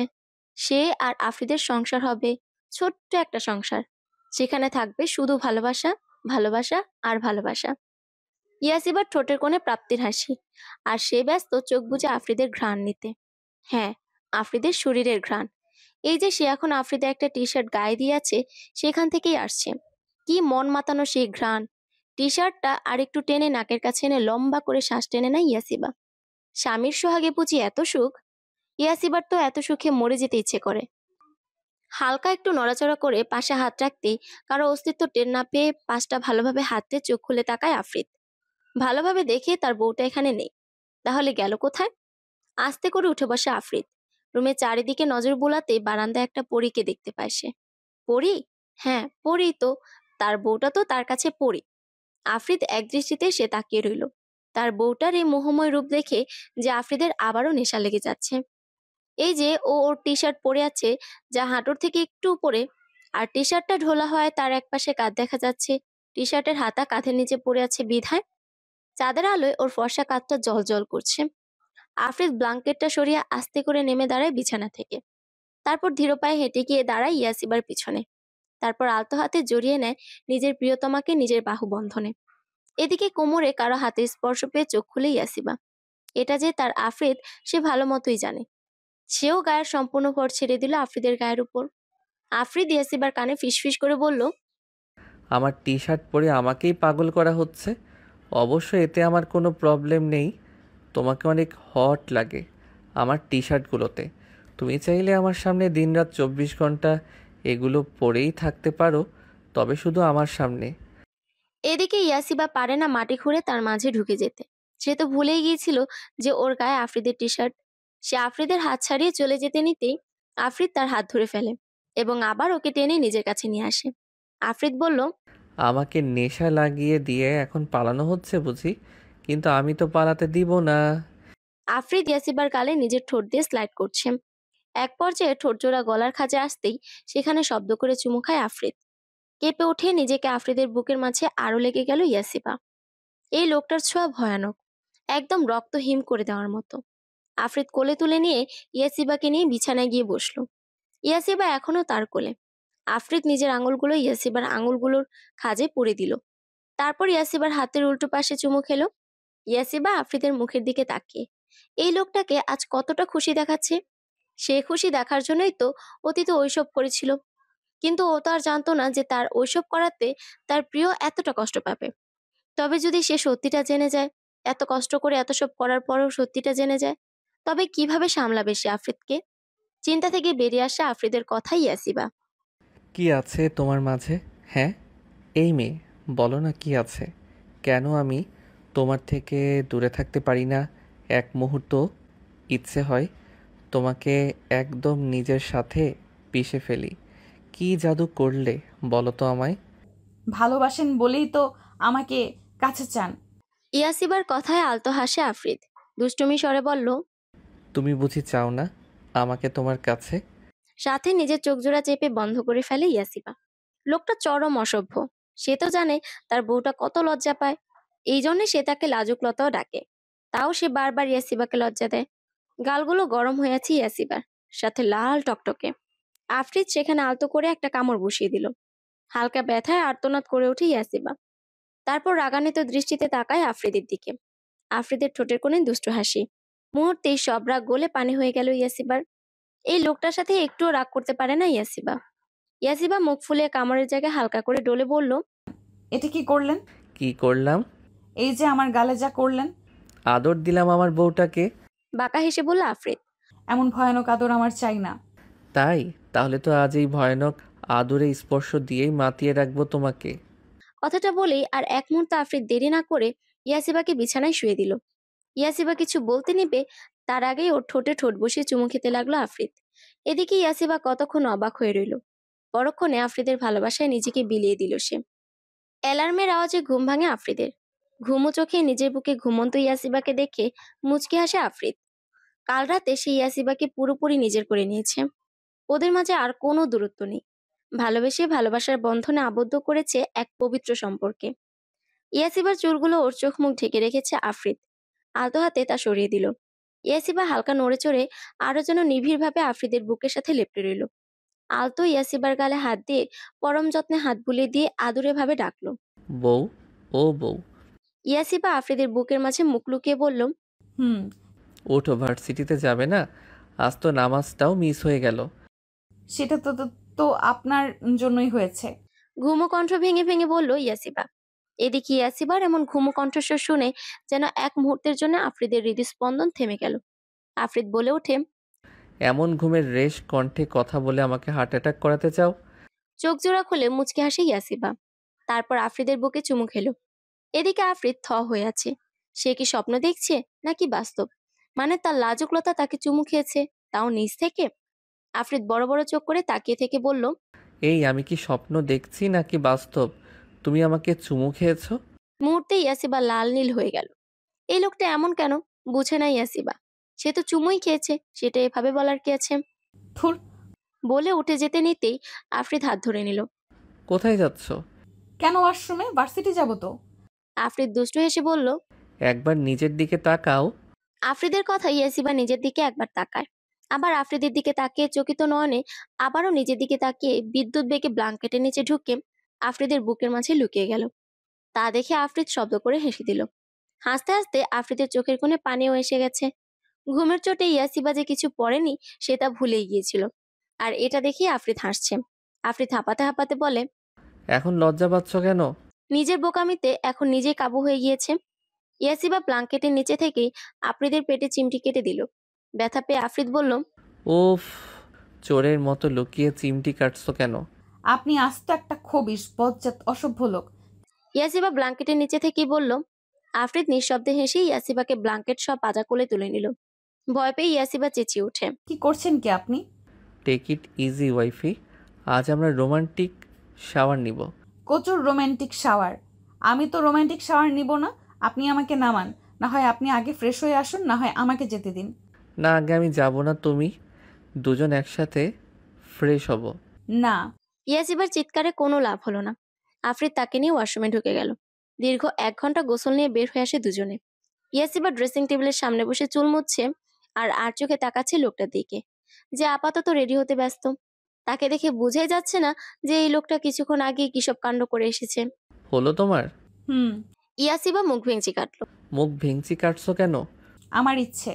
ঠোঁটে এমন কামড় দিব না যে আর মুখ ভেঙচি কাটা কি খেতেও পারবে না। ইয়াসিবা উঠে এসে দাঁড়ালো আফ্রিদের সামনে। তারপর নিজের গলা থেকে ওনাটা সরিয়ে দিয়ে আফ্রিদকে বলে, আর কি কামড় দেবেন? হ্যাঁ, কামড়ে তো দিয়েছেনই। দেখেন কেমন হয়ে আছে। আজ আমাকে গলায় স্কার্ফ পেঁচিয়ে থাকতে হবে। আফ্রিদ তাকিয়ে দেখে আসলেই ইয়াসিবার গলার অনেক জায়গায় কামড়ের দাগ স্পষ্ট। জায়গাগুলো নীল হয়ে আছে। আফ্রিদ বাঁকা হেসে ইয়াসিবাকে কোমর জড়িয়ে নিজের কাছে এনে মুহূর্তে ওর কামড়ের জায়গাগুলোতে নিজের ঠোঁটের স্পর্শ দিয়ে ইয়াসিবাকে ছেড়ে দিল। তারপর যেতে যেতে বলে, জলদি নিচে এসো, নাস্তা করে আমাকে হাসপাতালে যেতে হবে। আফ্রিদ চলে যেতে ইয়াসিবা চোখ মুখ কুঁচকে আফ্রিদকে মনে মনে ভয়ানক সব গালি দিল। তারপর নিচে নেমে আসলো। দেখে আফ্রিদ নাস্তা নিয়ে বসে আছে। ইয়াসিবা গিয়ে টেবিলের অন্য পাশে বসে পড়লো। তারপর অন্য আরেক প্লেটে খাবার বেড়ে খেতে শুরু করে দিল। তা দেখে আফ্রিদ ভ্রু কুঁচকে বলল, এটা কি হলো? কি হলো? আমি খাচ্ছি, আপনিও খাওয়া শুরু করুন। রাগী কণ্ঠ ইয়াসিবার। আফ্রিদ হালকা কেসে উঠল। ভালোই রেগেছে মেয়েটা। এখন আর কিছু বললে প্রলয় এসে পড়বে। আফ্রিদ চুপচাপ উঠে এসে ইয়াসিবার পাশে বসলো। তারপর ইয়াসিবার চেয়ারটা টেনে নিজের মুখোমুখি করে ওকে খাইয়ে দিতে লাগলো। ইয়াসিবাও কিছু বলল না। করুক সে যত রাগ, তবু লোকটার হাতে খাওয়ার চান্স সে মিস দেবে না। খাওয়া দাওয়া শেষে দুজন রওনা দিল তাদের উদ্দেশ্যে। ইয়াসিবার কলেজের সামনে গাড়ি থামাতেই ইয়াসিবা নেমে যেতে নেয়, কিন্তু তার আগে আফ্রিদ তার হাত ধরে নিজের কাছে নিয়ে আসলো। তারপর ইয়াসিবার দুগালে হাত দিয়ে ওর কপালে চুমু খেলো। ইয়াসিবা পরম আবেশে চোখ বুজে নিল। আফ্রিদ বলল, নিজের যত্ন নিও, আর সমস্যা হলে আমাকে ফোন করিও। ইয়াসিবাও মুখটা উঁচু করতে আফ্রিদ নিচ থেকে ঝুঁকে এলো। ইয়াসিবাও আফ্রিদের কপালে চুমু খেলো। তারপর গম্ভীর স্বরে বলল, আপনিও নিজের যত্ন রাখিয়েন, আসছি। ইয়াসিবা বেরিয়ে গেল। ইয়াসিবা ভার্সিটিতে ঢুকতেই আফ্রিদ গাড়ি পার্ক করে নিজের হাসপাতালে চলে গেল। ঠোঁটে ঝুলছে তার মুগ্ধময় হাসি। ইবাদ আর আবিয়ার দিকে সন্দিহান চোখে তাকিয়ে আছে ইয়াসিবা। এইদিকে জুবুথুবু হয়ে দাঁড়িয়ে আছে তারা। ইয়াসিবা গম্ভীর স্বরে বলল, কাহিনী কি তোদের দুটোর? কি কাহিনী দোস্ত, কি বলছিস? ভারী ইনোসেন্ট গলায় বলল আবিয়া। থাপড়িয়ে তোর দাঁত ছুটিয়ে ফেলবো যদি কথা ঘোরাবার চেষ্টা করিস। তাড়াতাড়ি বল। ইবাদ বলে ওঠেন। আমি বলছি ইয়াশিবা, হ্যাঁ জলদি বল। আসলে আমি আর রাবিয়া রিলেশনে আছে। কথাটা বলতে দেরি ইয়াসিবার এক দৌড়ে গিয়ে ইবাদকে জড়িয়ে ধরতে দেরি নেই। ইয়াসিবা খুশিতে লাফাচ্ছে আর ইবাদের গলা ধরে ঝুলছে। ওয়াও ওয়াও ওয়াও, এত তাড়াতাড়ি তোরা রিলেশনশিপে যাবে আমি ভাবিই নাই। তার মানে তুই সব জানতি যে ইবাদ আমাকে ভালোবাসে? আবিয়ার কথায় দাঁত কেলিয়ে হাসলো ইয়াসিবা, বলল। হ্যাঁ আমি সব জানি। মুহূর্তেই আবিয়া রেগে দিল এক চিৎকার। ইবাইদা, তোর লাগে ব্রেকআপ? তুই মর। তুই ইয়াসিবাকে বলতে পারলি আমি তোর বেস্ট ফ্রেন্ড, সাথে তুই আমাকে ভালোবাসিস আর আমাকে বলতে পারলি না? ইবাদ কপাল চাপড়ে আফসোসের সুরে বলে ওঠেন। এই জন্যই বেস্ট ফ্রেন্ডের সাথে প্রেম করতে নেই, মান ইজ্জত আর থাকে না। কি বললি? রেগে বলল আবিয়া। অফ কিছু না বেবি, তুমি না আমার কলিজা, রাগ করে না। বলেই ইবাদ আবিয়াকে ধরতে এলো। আবিয়া সরে গিয়ে বলল, দূর হ হারামি, আমাকে ধরবি না। ইবাদ অসহায় গলায় বলল, আবিয়া, আমি এখন তোর বেস্টু না, আমি এখন তোর বক, সাথে উঠবি হাজব্যান্ড, একটু তো সম্মান দে। তোর সম্মানের গুল্লি মারি, যা ভাগ। ইয়াশিবা তুই কিছু বল। করুণ গলা ইবাদের। ইয়াসিবা এতক্ষণ হেসে কুটি কুটি হচ্ছিল। ইবাদের কথায় সে হাসতে হাসতে আবিয়াকে নিজের সাথে জড়িয়ে নিয়ে বলল, দেখ আবিয়া ও তোকে ভালোবাসে সেটা তোকে বলেনি। হ্যাঁ আমি মানছি তার দোষ, কিন্তু তুই নিজেও তো বলিসনি তাই না? তুই ঠিক যেই কারণে ওকে বলতি না, ও ঠিক সেই কারণেই বলতো না। যদি ভালোবাসার কথা বলে তোর আর ওর বন্ধুত্ব নষ্ট হয়ে যায়। আর আমাকে ও কালকে বলেছে, আর আমি যেটুকু জানি আমি যাওয়ার পরেই এ তোকে প্রপোজ করেছে, রাইট? আবিয়া উপন্যাস মাথা ঝাঁকালো, মানে হ্যাঁ। ইয়াসিবা আবার বলে, তাহলে সিম্পল, এখানে এত রিয়েক্ট করার কিছুই নেই আবিয়া। আবিয়া কতক্ষণ গম্ভীর মুখে ইবাদের দিকে তাকিয়ে থাকলো। তারপর জোরে হেসে দিয়ে ইবাদকে এক সাইড থেকে জড়িয়ে ধরলো। ইবাদও হেসে দিল। এদিকে ইয়াসিবা চোখ ছোট ছোট করে তাকিয়ে বলল, বাহ, আমি মিল করিয়ে দিলাম আর এখন আমাকেই কেউ চিনে না। আবিয়া আর ইবাদ হেসে দিল। ইবাদ বলল, আজ ক্লাস করা লাগবে না, চল আজ আমি ট্রিট দিব তোকে। ইয়াহু, দাঁড়া, আগে ওনাকে একটু ফোন দিয়ে নেই। ওকে। বলেই ইয়াসিবা ফোন লাগালো আফ্রিদের কাছে। আফ্রিদ ফোন রিসিভ করেই বলল, কি ম্যাম, আজ এত খুশি, ব্যাপার কি? আপনি কি করে জানলেন? অবাক হয়ে বলল ইয়াসিবা। ম্যাম, কাইন্ডলি আমার হাসপাতালের 5 তলায় তাকান। সেখানে আপনার ইনোসেন্ট বরটা আপাতত দূর থেকে তার বউটার হাসি হাসি মুখ দেখছে। আফ্রিদের কথাই ইয়াসিবা ঘাড় ঘুরিয়ে পাশের বিল্ডিং, যেটা আফ্রিদের হাসপাতাল, সেদিকে তাকায়। ভালোভাবে তাকিয়ে দেখে আফ্রিদ তার কেফিনের ব্যালকনির কাজটা পুরো খুলে রেখেছে আর সেখানেই দাঁড়িয়ে থেকে সে ইয়াসিবাকে দেখছে। ইয়াসিবা মুখ ফুলিয়ে বলল, আমাকে দেখে আপনি কি করবেন? আমার বউটার মুখটা দেখলে যে আমার কি পরিমাণ সুখ অনুভূত হয় তা যদি আমার বউটাকে বোঝাতে পারতাম। হয়েছে, পাম মারা লাগবে না। আমি এখনো রেগে আছি আপনার উপর। আল্লাহ বলে কি, এখনো রেগে আছে আমার বউটা? হ্যাঁ, সকালে আপনি যে কাণ্ড করেছেন আমি রাখবো না। আচ্ছা, রাতে এসে সব রাগ আদরের সোহাগে ভ্যানিশ করে দিব। আপনি আস্ত একটা অসভ্য। লাজুক কণ্ঠে বলল ইয়াসিবা। হ্যাঁ আমি জানি। হেসে বলল আফ্রিদ। আচ্ছা শুনুন না, হ্যাঁ বলুন না। আমি না ইবাদ আর আবিয়ার সাথে রেস্টুরেন্টে যাব। ইবাদ আমাকে ট্রিট দিবে। কিসের ট্রিট? ভ্রু কুচকে বলল আফ্রিদ। আবিয়া অ্যান্ড ইবাদের ডেটিং ইজ আদার। খুশি কণ্ঠে বলল ইয়াসিবা। আফ্রিদ বলল, ও আচ্ছা, তাই তো বলি ম্যাডাম এত খুশি কেন? যাব। ম্যাডাম যখন যেতে চায় আমি না করি কিভাবে? না হলে যে বউটার আরো রেগে যাবে, তারপর এত এত রাগ ভাঙানো তো আমার জন্যে মুশকিল। ধন্যবাদ, ধন্যবাদ আপনাকে। শোনো, যেতে তো দিচ্ছি, তবে সব সময় ইবাদের সাথে থাকবে। ইবাদও সাথে যাবে বলেই আমি যেতে দিচ্ছি, না হলে দিতাম না। তবু নিজের দিকে একটু খেয়াল রেখো। আচ্ছা তাহলে রাখছি। ভালোবাসি ইয়াসিবা। চোখ বুজে ফেলল ইয়াসিবা। যতবার আফ্রিদের মুখে এই কথাটা শুনে তার যেন সারা শরীর এক অন্যরকম ভালো লাগায় ছেয়ে যায়। আমিও ভালোবাসি। বলে ফোন রেখে দিল ইয়াসিবা। তারপর ইবাদ আর আবিয়ার সাথে রেস্টুরেন্টে চলে গেল। রেস্টুরেন্টে পৌঁছে ইবাদ একটা ওয়েটারকে ডাক দিল। ওয়েটার আসতেই ইবাদ বলে, ইয়াশিবা অর্ডার কর। আচ্ছা দাঁড়া, করছি। ইয়াসিবা মেনু কার্ড দেখে খাবার অর্ডার দিল। ওরা গল্প করার মাঝে ওয়েটার খাবার নিয়ে আসলো। কোল্ড কফি দেওয়ার সময় ভুলবশত সেটা ইয়াসিবার গায়ের উপরে পড়ে যায়। ওয়েটার ভয় পেয়ে বলল, সরি ম্যাম, আমি খেয়াল করিনি, I am so sorry. Yasiba dress ঝাড়তে ঝাড়তে বলে, ইটস ওকে, ভুল মানুষ দ্বারাই হয়, আপনি যান। ওয়েটারটা আবারও সরি বলে চলে গেল। আবিয়া বলে, ইস দোস্ত, ড্রেসটা খারাপ হয়ে গেছে। হ্যাঁ আমি ওয়াশরুম থেকে আসছি। আমিও যাই তোর সাথে, চল। আরে না, তোরা বস, আমি যাব আর আসবো। Are you sure? আরে হ্যাঁ, চিল, আমি আসছি। সাবধানে যাস। ইয়াসিবা মুচকি হেসে ওয়াশরুমে চলে গেল। সে ওয়েটারটা হেসে বলল, স্যার আমার কাজ শেষ। ওয়েল ডান, এই নাও তোমার। বলেই একটা লোক কতগুলো টাকা দিল ওয়েটারকে। ওয়েটারটা টাকা নিয়ে চলে গেল। এদিকে সেই লোকটি বিশ্রী হাসি ঠোঁটে ঝুলিয়ে বলল, ইয়াসিবা, তোমাকে এইবার আমার থেকে কে বাঁচাবে সুইট হার্ট? 3 বছর আগে আমাকে থাপ্পড় মারার মজা বোঝাবো। তোমাকে তো এবার আমি ছাড়ছি না। বলেই লোকটা ওয়াশরুমের দিকে যেতে লাগলো। এদিকে ওয়াশরুমে এসে নিজের জামাটা পরিষ্কার করছে ইয়াসিবা। ড্রেসটাই খারাপ হয়ে গেল। আমাকে এখনই বাসায় যেতে হবে। এই ড্রেস পরে বসে থাকা পসিবল না। নিজে নিজে কথাগুলো বলে ব্যাগ নিয়ে বের হতে গিয়ে সে যেন পাথর হয়ে গেল। তার সারা শরীর বরফের ন্যায় জমে গেল। আবার আবার সে ভয়ানক অতীত তার সামনে। আবার কেন কেন তার সাথেই কেন এমনটা হয়? আবার কেন অতীতগুলো তার জীবনে আসছে? সে কি একটু সুখে থাকতে পারবে না? তার কপালটা এত খারাপ কেন? যখনই তার জীবনে সুখ নামক পাখিটি এসে ধরা দেয়, ঠিক তখনই দুঃখ নামক তীরটা এসে সেই পাখিটিকে হত্যা করে ফেলে। ইয়াসিবার সারা শরীর থরথর করে কাঁপতে লাগলো।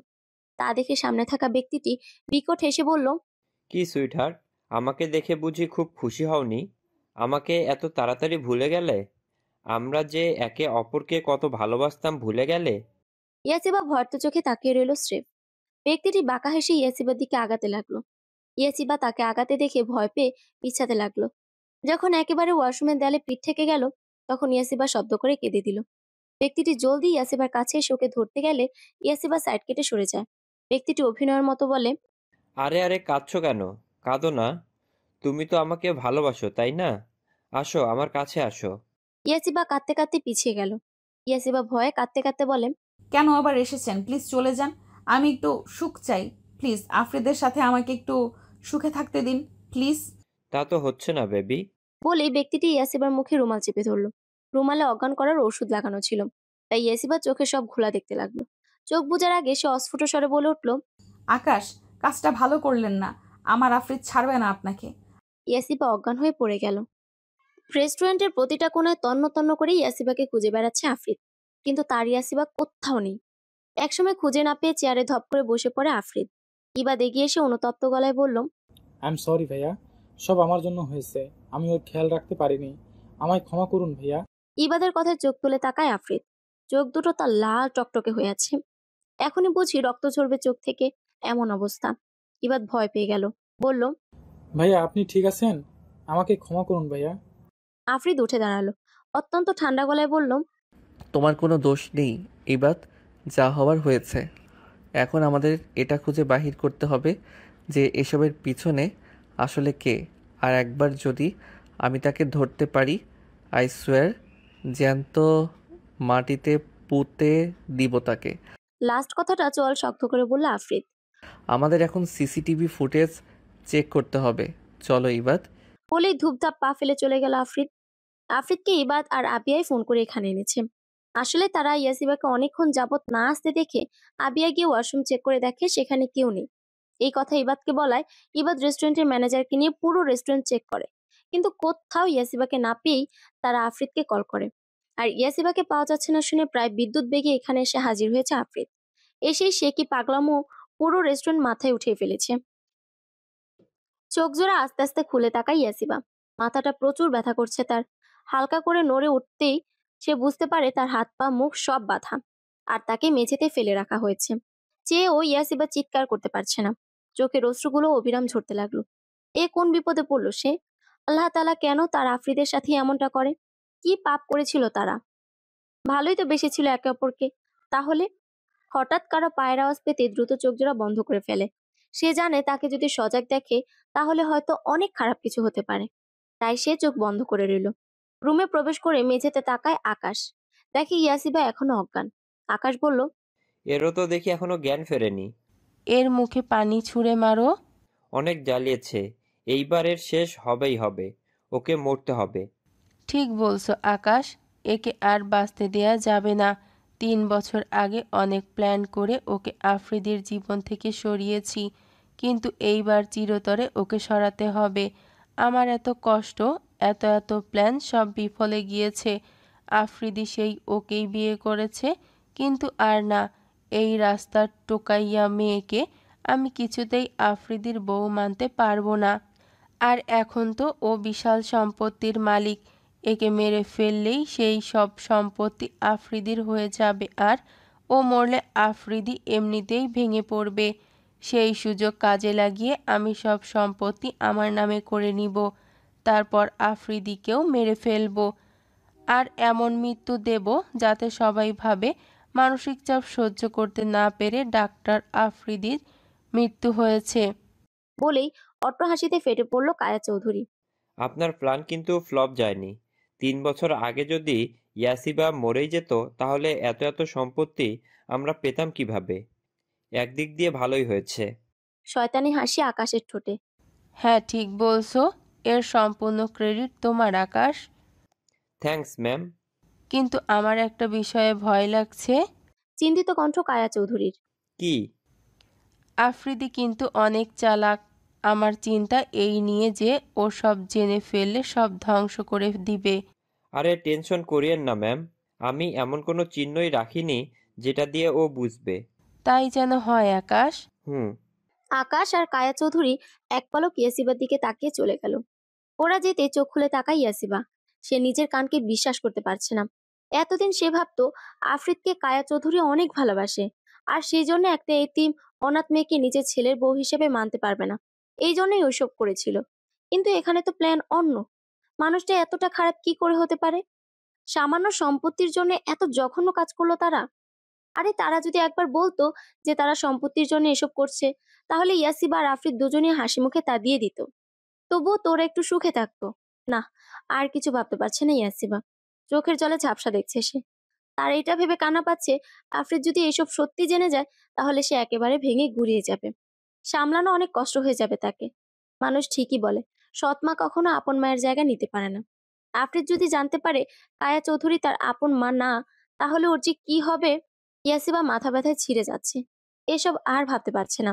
এই কষ্টগুলো তো ও গত 3 বছর আগে থেকে সহ্য করে আসছে। আর কত সহ্য করবে, আর কত?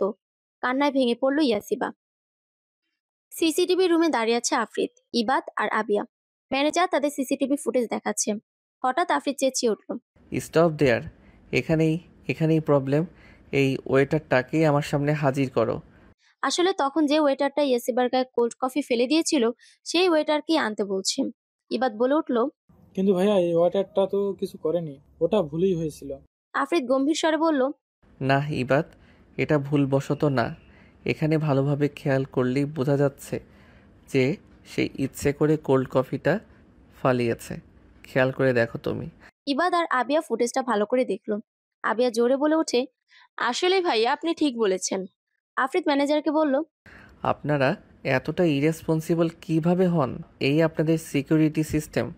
আমি পুলিশে দিব সবাইকে যদি আমার ইয়াসিবার কিছু হয়ে যায়। ম্যানেজার মুখটা কাচুমাচু করে বলল, সরি, আমি বুঝতে পারিনি যে এরকম কিছু হয়ে যাবে। আপনি আসুন আমার সাথে, আমি আপনাকে সেই ওয়েটারের কাছে নিয়ে যাই, আসুন। ম্যানেজার আফ্রিদকে নিয়ে গেল সেই ওয়েটারের কাছে। ওয়েটাররা সবাই তখন এক জায়গায় দাঁড়িয়ে নিজেদের মধ্যে কথা বলছিল। আফ্রিদ সোজা গিয়ে সেই ওয়েটারটার কলার চিপে ধরে নাক বরাবর ঘুষি মারল। ওয়েটারটা ছিটকে পড়ে গেল। আফ্রিদ আবার গিয়ে মারলো, চিল্লিয়ে বলল, বল আমার ইয়াসিবা কোথায়, বল, না হলে আমি তোকে মেরেই ফেলবো। বলেই আবারও মারতে লাগলো। স্যার আমি জানি না, স্যার আমি কিছু জানি না। গোঙাতে গোঙাতে বলল ওয়েটার। বলবি না তাই না? বলবি না? ইবাদ। আফ্রিদের ডাকে ইবাদ বলে, জি ভাইয়া। পুলিশকে ইনফর্ম করো। জেলে গিয়ে শক্ত ডান্ডার বাড়ি খেয়েই ও সব বলবে। পুলিশের কথা বলতে ওয়েটারটা ভয়ে জড়সড় হয়ে গেল। 7-5 না ভেবে কাঁদতে কাঁদতে বলল, আমি বলবো স্যার, আমি বলবো। প্লিজ আমাকে জেলে দিবেন না স্যার। বল তাড়াতাড়ি। স্যার লোকটার নাম আমি জানি না, তবে লোকটা আমাকে 50,000 টাকার অফার করেছে, বলেছে ওই ম্যামের গায়ে জুস ঠেলে দিতে। আর ম্যাম ওয়াশরুমে গেলে তাকে কৌশলে যেন লেডিস ওয়াশরুমে আমি ঢোকার ব্যবস্থা করে দিই। আর ম্যাম অজ্ঞান হলে তাকে যেন হেল্প করি ম্যামকে ওনার গাড়ি পর্যন্ত পৌঁছে দিতে। ওয়েটারের কথায় আফ্রিদের রাগ যেন আরো বেড়ে গেল। সে বিকট এক থাপ্পড় দিল ওয়েটারকে, বলল, গাড়ির নাম্বার মনে আছে? জলদি বল, না হলে। বলছি স্যার। ওয়েটারটা আফ্রিদকে গাড়ির নাম্বার বলে দিল। ততক্ষণে পুলিশ এসে হাজির। ইবাদে কল করেছিল পুলিশকে। পুলিশ এসে ওয়েটারটাকে ধরে ফেললো। আফ্রিদ রাগে থরথর করে কাঁপছে। আমার ইয়াসিবার কিছু হলে তাকে আমি জানে শেষ করে দিব। আমাকে কেউ আটকাতে পারবে না, কেউ না। ইয়াসিবার সারা শরীর ব্যথা করছে। অনেকক্ষণ এইভাবে বেঁধে থাকায় এই অবস্থা। সে চেষ্টা করছে কোনো রকম একটু উঠে বসতে, কিন্তু তাও পারছে না। এর মাঝে রুমে প্রবেশ করলো কায়া চৌধুরী। ইয়াসিবাকে এমন অবস্থায় দেখতেই সে হাসি দিল। ইয়াসিবা চট করে তাকায়, চাইতেও কিছু বলতে পারছে না সে। কায়া চৌধুরী বলল, আহারে মা, কষ্ট হচ্ছে? কি আর করার বলো, শাশুড়ি মায়েরা একটু দজ্জাল টাইপ থাকে, তুমি তো জানোই। তবে আমি কিন্তু অতটাও খারাপ না, তোমাকে আমি তোমার শেষ ইচ্ছে বলার সুযোগ অবশ্যই দিব। কায়া চৌধুরী ইয়াসিবার সামনে হাঁটু ভেঙে বসে পড়ল। তারপর ইয়াসিবার মুখের ট্যাপটা একটানে খুলে দিল। ব্যথায় আর্তনাদ করে উঠে ইয়াসিবা। তা দেখে কায়া চৌধুরী বলল, আহারে, ব্যথা পেলে? I am sorry. হ্যাঁ, আমি তো তোমার মা, বলো। শাশুড়িরা তো মা ই হয়, তাই না? ইয়াসিবা ঘৃণা ভরা গলায় বলে, আপনি কারো মা হওয়ার যোগ্য না। আপনি নিকৃষ্ট জঘন্যতম একজন মহিলা। আপনাকে মা বললে মা শব্দটাই অপমান করা হবে। আল্লাহ এই জন্যই হয়তো আপনাকে মাতৃত্বের স্বাদ নিতে দেননি। এই জন্যই আপনি কখনো মা হতে পারেননি। ইয়াসিবার কথায় কায়া চৌধুরী ইয়াসিবাকে জোরে একটা থাপ্পড় মারল। বলল, যত বড় মুখ নয় তত বড় কথা। তুই মরবি, খুব বাজেভাবে মরবি। ইয়াসিবাকে আবারও ধাক্কা মেরে চলে গেল কায়া চৌধুরী। ইয়াসিবা কেঁদে দিয়ে বলল, আফরিদ, আপনি কোথায়? আমাকে নিয়ে চলুন এখান থেকে। আপনার লাজুকতার যে বড্ড কষ্ট হচ্ছে আফরিদ।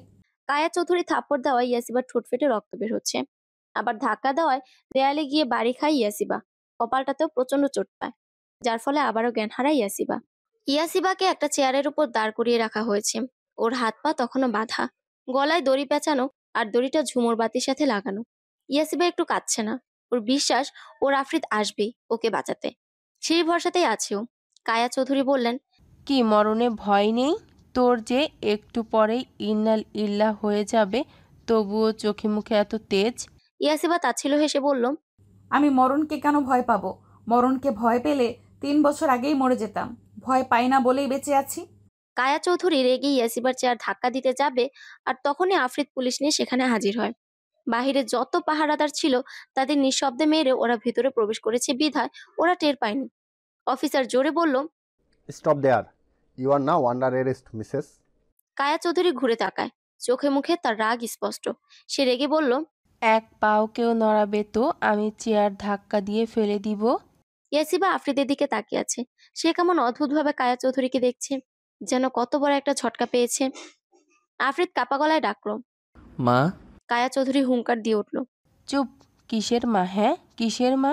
আমি তোকে জন্ম দেইনি, আমি তোর মা না। তোকে তো আমি সহ্য করতে পারি না, শুধু সম্পত্তির জন্য তোকে এতদিন এত ভালোবাসা দেখিয়েছি। এভাবে আমাকে কষ্ট কেন দিলে মা? তুমি একবার শুধু বলতে যে আফরিদ, আমি তোর সব প্রপার্টি চাই, আমি খুশি খুশি দিয়ে দিতাম মা।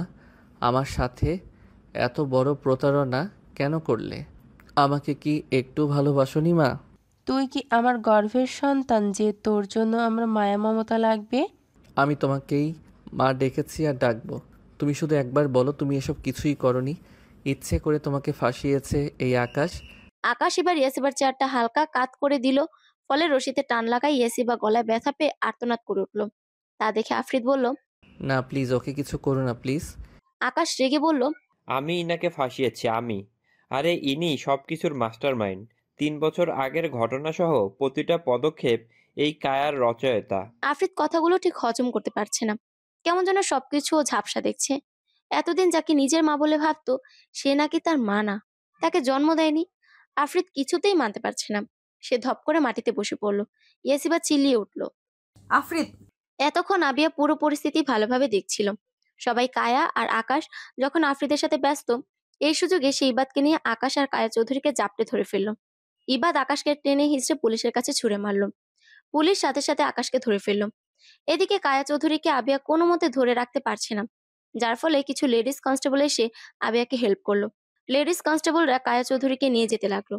কায়া চৌধুরী ছিটকে সরে আসে, তারপর বলে, আমি যেহেতু ধরা পড়েই গিয়েছি, তখন ইয়াসিবাকেও বাঁচতে দিব না। কনস্টেবল দৌড়ে এসে ওকে ধরার আগেই কায়া চৌধুরী ইয়াসিবার চেয়ার লাথি দিয়ে সরিয়ে দেয়। ইয়াসিবা চিৎকার করে উঠে আফরিদ বলে, ইয়াসিবার চিৎকারে আফরিদ তাকায় উপরে। এতক্ষণও একটা ভ্রম ছিল। ইয়াসিবাকে দড়িতে ঝুলতে দেখে আফরিদ দ্রুত দৌড়ে এসে ইয়াসিবার পা ধরে উঁচু করে ধরল। ইবাদ জলদি চেয়ারটা দাঁড়া করে তার উপর নিজে দাঁড়িয়ে ইয়াসিবার দড়ি কেটে দিল।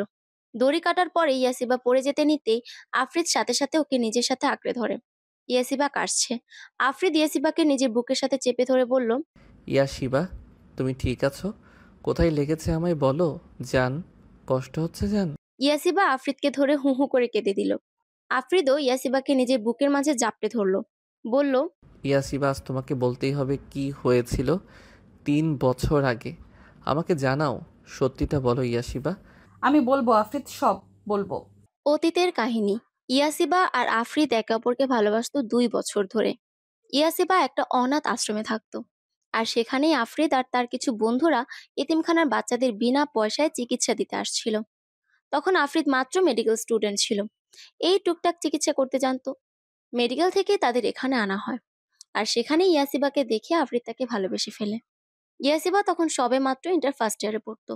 সেই দিনের পর থেকে আফরিদ প্রতিদিন ইয়াসিবাকে দেখতে আসতো, কিন্তু প্রতিবার আফরিদকে দেখলেই ইয়াসিবা দৌড়ে চলে যেত। কিন্তু মনে মনে সেও আফরিদকে ভালোবেসে ফেলেছিল। পহেলা বসন্তে আফরিদ তাকে প্রপোজ করে। ইয়াসিবা আর পারেনি আফরিদকে দূরে ঠেলে দিতে। সেও নিজের অব্যক্ত অনুভূতির কথাগুলো বলে দেয়। এইভাবেই তাদের প্রেমের শুরু। বেশ ভালোই কাটছিল তাদের দিনগুলো। প্রেমের 2 বছর কিভাবে কেটে গেল তা কেউই জানে না। কায়া চৌধুরী চাইতেন আফরিদকে কোনো বড় লোকের মেয়ের সাথে বিয়ে দিতে, আর ভোলাভালা এমন টাইপ যে তার সব কথা শুনবে। আর এমন ছিল তার ভাগ্নি আয়েশা। কায়া চৌধুরী যা বলতেন তাই করতে রাজি সে। কিন্তু আফরিদ যে ইয়াসিবাকে ভালোবাসে তা সে কোনোভাবেই মেনে নিতে পারেনি। তাই সে ইয়াসিবার এতিমখানায় আসে। ইয়াসিবাকে বলে আফরিদকে ছেড়ে দিতে, বিনিময়ে যত টাকা চায় সে দিবে। যখন ইয়াসিবা রাজি হয় না, তখন সে বলে যে সে আফরিদের আসল মানা। আর এই কথাটি আফরিদ যদি জানে তাহলে সে অনেক ভেঙে পড়বে, মানসিক চাপ নিতে পারবে না। এও মিথ্যা বলে আফরিদের মাথায় বেশি চাপ পড়লে ও মরেও যেতে পারে। ইয়াসিবা ছোট ছিল, এত কিছু সে বুঝতো না। কায়া চৌধুরী তাকে এমন এমন ভয়ানক ভাবে সব বলে যে বেচারি ভয় পেয়ে যায়। আর কায়া চৌধুরী যা করতে বলে সে রাজি হয়ে যায়। ইয়াসিবা সেদিনেই কায়া চৌধুরীর কথা মতো কাজ করে। আফরিদ ইয়াসিবার সাথে দেখা করতে আসলেই ইয়াসিবা আফরিদের সাথে যাচ্ছে তাই বিহেভ করে। কায়া চৌধুরী আকাশকে ভাড়া করে আনে ইয়াসিবার ফেক বয়ফ্রেন্ড করে। আর আকাশকে দেখিয়েই ইয়াসিবা আফরিদকে বলে তার আর আফরিদকে দরকার নেই। আকাশকে অনেক বড় লোকের ছেলে, আর তাই সে আকাশকে বিয়ে করবে। সেদিন আফরিদ ভীষণ কেঁদেছিল। আফরিদের কান্না দেখে ইয়াসিবারও যেন বুকটা ফেটে যাচ্ছিল, কিন্তু নিজের ভালোবাসার মানুষকে বাঁচাতে তা করতেই হতো। আফরিদ বারবার বলেছিল সব মিথ্যে, সে কিছুতেই বিশ্বাস করতে রাজি হচ্ছিল না। সেদিন ইয়াসিবা আফরিদকে অনেক জোরে থাপ্পড় মারে। আফরিদ অবাক চোখে শুধু তার ইয়াসিবাকে দেখেছিল। সেদিন আফরিদ একরাশ ঘৃণা নিয়ে ফিরে গিয়েছিল। আফরিদ যেতেই ইয়াসিবা কান্নায় ভেঙে পড়ে।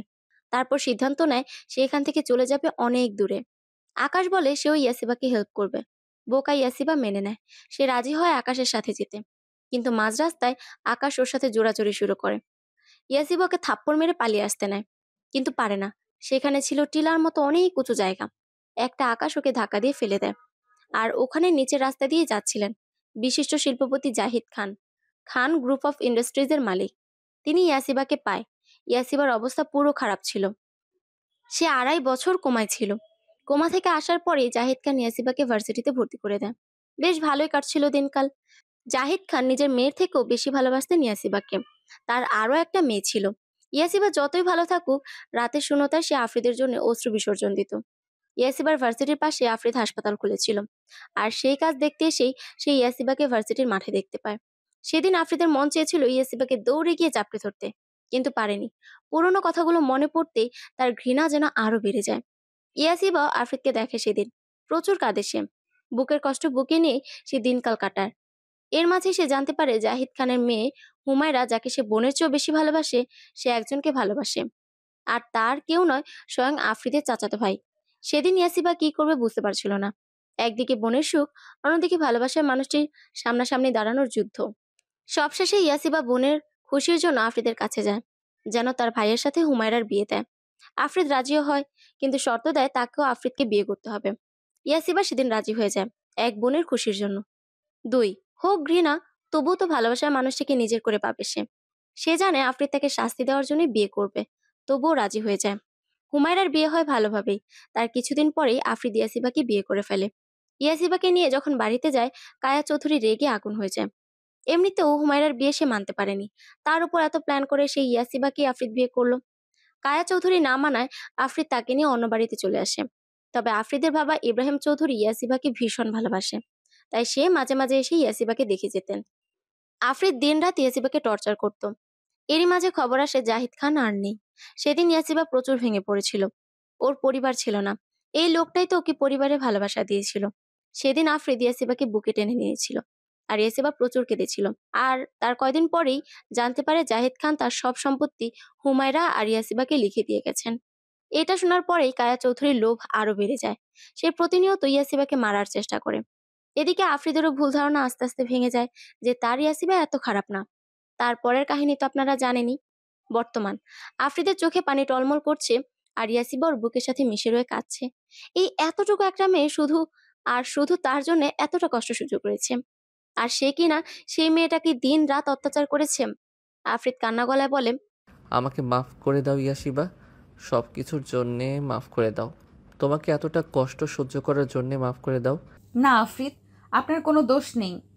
এইসব যে আমাদের ভাগ্যে লেখা ছিল। আপনি কেন মাফ চাচ্ছেন? আফ্রিদ ঘৃণা চোখে তাকায় কায়া চৌধুরীর দিকে, বলে, আপনার মতো মহিলারাই পৃথিবীতে নিকৃষ্ট জীব। আপনি যে এতটা খারাপ আমি কল্পনাও করিনি। আপনাকে এতদিন অনেক শ্রদ্ধা ও ভালোবাসতাম, কিন্তু আজ থেকে সব শেষ। অফিসার ইনাকে আমার চোখের সামনে থেকে নিয়ে যান। পুলিশ আকাশ আর কায়া চৌধুরীকে নিয়ে চলে যায়। আফ্রিদ ওই ইয়াসিবাকে নিয়ে উঠে দাঁড়ায়, কিন্তু শরীর প্রচন্ড দুর্বল থাকায় ইয়াসিবা দাঁড়াতেও পারছিল না। আফ্রিদ ওকে কোলে তুলে নেয়, তারপর গাড়িতে বসিয়ে দেয়। আবিয়াকে নিয়ে ইবাদ চলে যায়, আর ইয়াসিবাকে নিয়ে আফ্রিদ ইয়াসিবাকে সারাটা রাস্তা বুকের সাথে চেপে ধরে রেখেছিল। ওর যে কষ্ট কমানো লাগবে, ওর বুকটা কষ্টে ফেটে যাবে। এত কষ্ট কেন? আজ সেও এতিম, তারও মানে, কিন্তু না বাবাকে আর সে কষ্ট দিবে না। এখন থেকে সে নিজের পরিবারের সাথেই থাকবে। ওই নিকৃষ্ট মহিলার জন্যে আর আফ্রিদ কষ্ট পাবে না। এখন থেকে তাদের সুখের দিন শুরু। তারা শান্তিতে একে অপরকে ভালোবেসে পার করবে। ইয়াসিবাকে সে আর কষ্ট দিবে না, আর দিবে না। আমাদের জীবন ও প্রকৃতিকে নিয়ন্ত্রণ করে সময়। অনেকে বলেন সময় নদীর স্রোতের মতো, আবার অনেকে বলেন সময়ই অর্থ। সময় আসলে কি? ছোট্ট এই প্রশ্নের উত্তরটি অনেক জটিল। হয়তো কোনো উত্তরই আমাদের জানা নেই। প্রাত্যহিক জীবনের অভিজ্ঞতা থেকে সময়ের কোনো অতি সুপরিচিত ব্যাখ্যা আমরা দাঁড় করাতে পারি, কিন্তু সত্যিকারের সময় কি সেটা খুঁজে বের করা হয়তো আমাদের পক্ষে আদৌ সম্ভব নয়। বিজ্ঞানী ও গবেষকেরা প্রতিনিয়ত সময় ও সময়ের অস্তিত্বকে গভীরভাবে জানার চেষ্টা করে আসছেন। সময় চলে যায় আপন গতিতে। দেখতে দেখতে কিভাবে 2 বছর কেটে গেছে সেদিনের ঘটনার পর থেকে। সেদিন আফ্রিদ অনেক ভেঙে পড়েছিল। হাজারো হোক, মা হারানোর ব্যথাটা যে সহ্য করবার মতো না। বলে না, ছেলেরা সহজে কষ্ট না পেলে কাঁদে না। সেদিন আফ্রিদ অনেক বেশি কষ্ট পেয়েছিল। ইয়াসিবাকে জড়িয়ে ধরে চিৎকার করে কেঁদেছিল। সেদিনের ঘটনার পর 1 সপ্তাহ পুরো আফ্রিদ চুপচাপ হয়ে গিয়েছিল। পরে আফ্রিদ দেখে যে সে ভেঙে পড়লে ইয়াসিবা কেমন নেতিয়ে যাচ্ছিল। তাই আফ্রিদ নিজের মনকে শক্ত করে। যা হয়েছে তা ওর ভাগ্যে ছিল, আর সে এটা মেনে নিয়েছিল। অনেক কষ্ট করেছে ইয়াসিবা জীবনে, ওকে আর কষ্ট পেতে দিবে না। আফ্রিদ মনে প্রাণে শপথ করে। আজ 2 বছরে আফ্রিদ ইয়াসিবাকে এতটা ভালোবাসা দিয়েছে যে ইয়াসিবা আরো তীব্রভাবে আফ্রিদের ভালোবাসায় ফেসে গেছে। আফ্রিদ আর ইয়াসিবা এখন ইব্রাহিম চৌধুরীর সাথেই থাকে। ইয়াসিবা, আফ্রিদ আর ইব্রাহিম চৌধুরী এই 3 জনকে নিয়ে ভালোই কাটছে তাদের দিন। আফ্রিদ কাজে গিয়েছে একটু আগেই। আফ্রিদ যাওয়ার পরে ইয়াসিবা টেবিল গোছাতে শুরু করলো। থালা বাসন নিয়ে রান্নাঘরে যাওয়ার পথেই হঠাৎ ইয়াসিবার মাথাটা ঘুরে ওঠে। নিজেকে নিয়ন্ত্রণ করতে না পেরে ফ্লোরে লুটিয়ে পড়ে। ইব্রাহিম চৌধুরী সোফায় বসে খবরের কাগজ পড়ছিলেন। ইয়াসিবাকে পড়ে যেতে দেখে উনি দ্রুত উঠে দাঁড়ান। ইয়াসিবার কাছে গিয়ে ওকে ডাকতে লাগলো। বৌমা, বৌমা, কি হলো তোমার? চোখ খুলো বৌমা। তারপর জোরে চিৎকার করে সার্ভেন্টদের ডাকে। 2 জন মহিলা সার্ভেন্টস এসে ইয়াসিবাকে উঠিয়ে রুমে নিয়ে শুয়ে দেয়। ইব্রাহিম চৌধুরী আর একটু দেরি না করে দ্রুত কল করেন আফ্রিদকে। মাত্রই হাসপাতালে এসে বসেছিল আফ্রিদ। সাথে সাথে বাবার কল পেয়ে একটু আশ্চর্য হয়। মাত্রই তো বাসা থেকে আসলো, আবার কিছু অঘটন হলো না তো? দ্রুত ফোন রিসিভ করে আফ্রিদ। হ্যালো বাবা। আফ্রিদ, বৌমা, বৌমা। কি হয়েছে বাবা ইয়াসিবার? তুই একটা মহিলা ডাক্তার নিয়ে আয় জলদি, বৌমা অজ্ঞান হয়ে গিয়েছে। কি? আমি এক্ষুনি আসছি বাবা। আফ্রিদ কলটা কেটে আর একটু দেরি না করে একটা মহিলা ডাক্তারকে নিয়ে জলদি বাড়ি পৌঁছায়। রুমে ঢুকে দেখে ইয়াসিবা বিছানায় শুয়ে আছে, আর পাশে ইব্রাহিম চৌধুরী আর 2 জন মহিলা সার্ভেন্টস। আফ্রিদ দ্রুত ইয়াসিবার পাশে বসে ওকে ডাকলো। ইয়াসিবা, চোখ খুলে দেখো, আমি এসেছি। ইয়াসিবার রেসপন্স না পেয়ে আফ্রিদ ওই মহিলা ডাক্তারটাকে বলল, আপনি একটু দেখেন তো ওর কি হয়েছে। আপনি নিজে এত বড় ডাক্তার হয়ে আমাকে কেন বলছেন স্যার?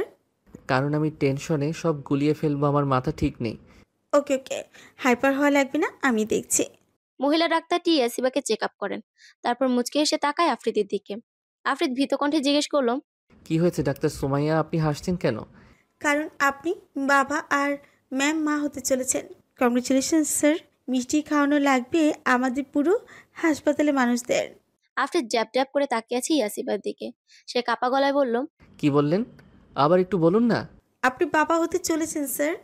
ইব্রাহিম চৌধুরী আফ্রিদকে জড়িয়ে ধরে খুশির আমেজে বলল, my son, I am going to be a grandfather. আহা, কি আনন্দ! I will be a grandfather. ও Allah, thank you so much. Doctor Sumaiya, এই নিন টাকা। আপনি পুরো হাসপাতালকে মিষ্টি কিনে খাওয়াবেন।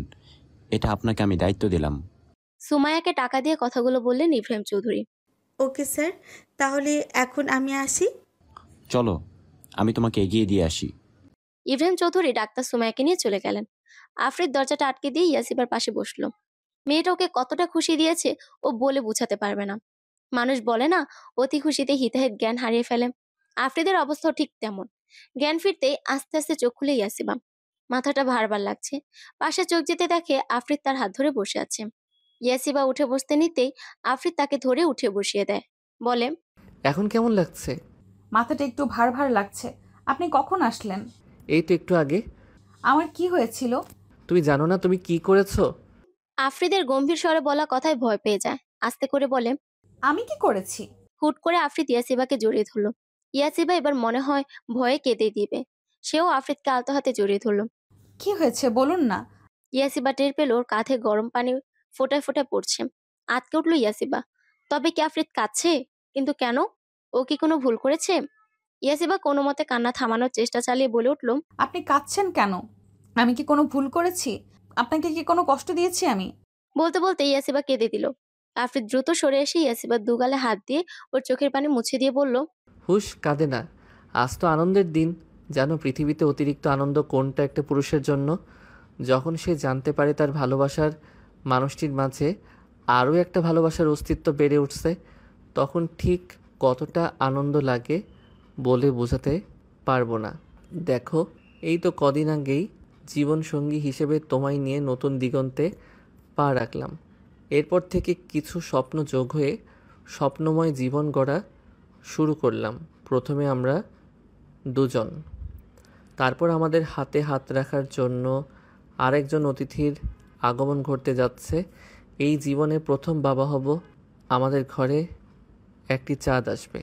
সেই চাঁদে আলোকিত হবে পুরো ঘর, আর তাকে নিয়ে আমাদের স্বপ্নময় একটি সংসার হবে। ধীরে ধীরে আমাদের সন্তান, আমাদের ভালোবাসা।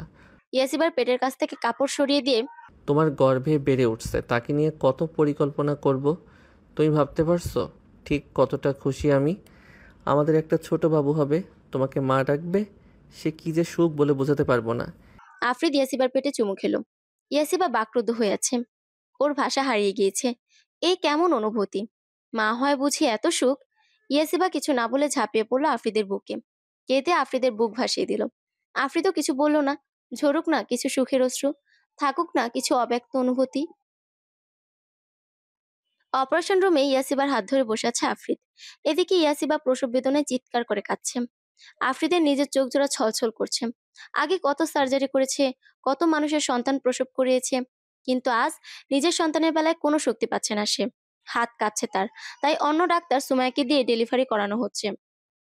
আফ্রিদ, আল্লাহ এত কষ্ট কেন? আফ্রিদ, আমি মরে গেলে আমার সন্তানকে আগলিয়ে রাখবেন। এসব বলো নাই ইয়াসিবা, কিছু হবে না তোমার। তোমরা দুজনেই সুস্থ থাকবে। ডাক্তার সুমাইয়া, কী ব্যাপার, এত সময় লাগছে কেন? আমার ইয়াসিবা কষ্ট পাচ্ছে। স্যার, বাচ্চার মাথা আটকে গিয়েছে, বের করতে সমস্যা হচ্ছে। ম্যামকে আর একটু জোরে পুশ করতে বলুন, আর একটু ধৈর্য ধরতে বলুন। সুমাইয়ার কথায় আফ্রিদ করুণ গলায় ইয়াসিবাকে বলে, ইয়াসিবা, আর একটু শক্তি প্রয়োগ করো, জোরে জোরে নিঃশ্বাস নাও। ইয়াসিবা, ইউ ক্যান ডু ইট। আফ্রিদের কথায় ইয়াসিবা জোরে জোরে শ্বাস নিতে লাগলো। কিছুক্ষণ পরে বাচ্চার কান্নার আওয়াজ শোনা গেল। সুমাইয়া বলল, অভিনন্দন স্যার এবং ম্যাম, আপনাদের মেয়ে হয়েছে। ইয়াসিবা ঝাপসা চোখে সেদিকে তাকালো। মুচকি এসে ক্লান্ত চোখ জোড়া সে বুঝে ফেললো। তোয়ালে জড়িয়ে নিজের মেয়েকে আফ্রিদ কোলে নিয়ে বসে আছে। এক ধ্যানে সে তাকিয়ে তার মেয়ের দিকে। এতটা পূর্ণতা পেয়ে টুপ করে আফ্রিদের চোখ থেকে এক ফোঁটা পানি গড়িয়ে পড়লো। এই তো শান্তি, এই তো সুখ। পাশে ইয়াসিবা ঘুমোচ্ছে। ইব্রাহিম চৌধুরী এর মাঝে এসে ইয়াসিবা আর তার নাতিকে, সে কি খুশি তিনি। ইয়াসিবা চোখ খুলে আস্তে করে ঘাড় ঘুরিয়ে দেখে আফ্রিদ একটা বাচ্চাকে কোলে নিয়ে বসে আছে। তবে কি এটা ওর বাচ্চা? ওর আর আফ্রিদের ভালোবাসার চিহ্ন? আমাদের সন্তান। ইয়াসিবার দুর্বল গলা। ইয়াসিবার গলার আওয়াজ পেয়ে তাকায় আফ্রিদ, বলল, উঠে গেছো? কেমন লাগছে এখন? আপনাকে আর আমাদের সন্তানকে দেখে অনেক ভালো লাগছে। দিন ওকে আমার কোলে দিন। আফ্রিদ মুচকে এসে মেয়েকে ইয়াসিবার কোলে দিল। ইয়াসিবা কেঁদে দিয়ে বলল, আমার বাচ্চা। আফ্রিদ দু হাতে ইয়াসিবা আর তার মেয়েকে নিজের সাথে জড়িয়ে নিয়ে বলল, হুম, আমাদের ভালোবাসার চিহ্ন, আমাদের ভালোবাসা। থাকুক প্রতিটি ভালোবাসার মানুষ সুখে। ভালোবাসার এক অথৈ সাগরে ভেসে যাক তারা।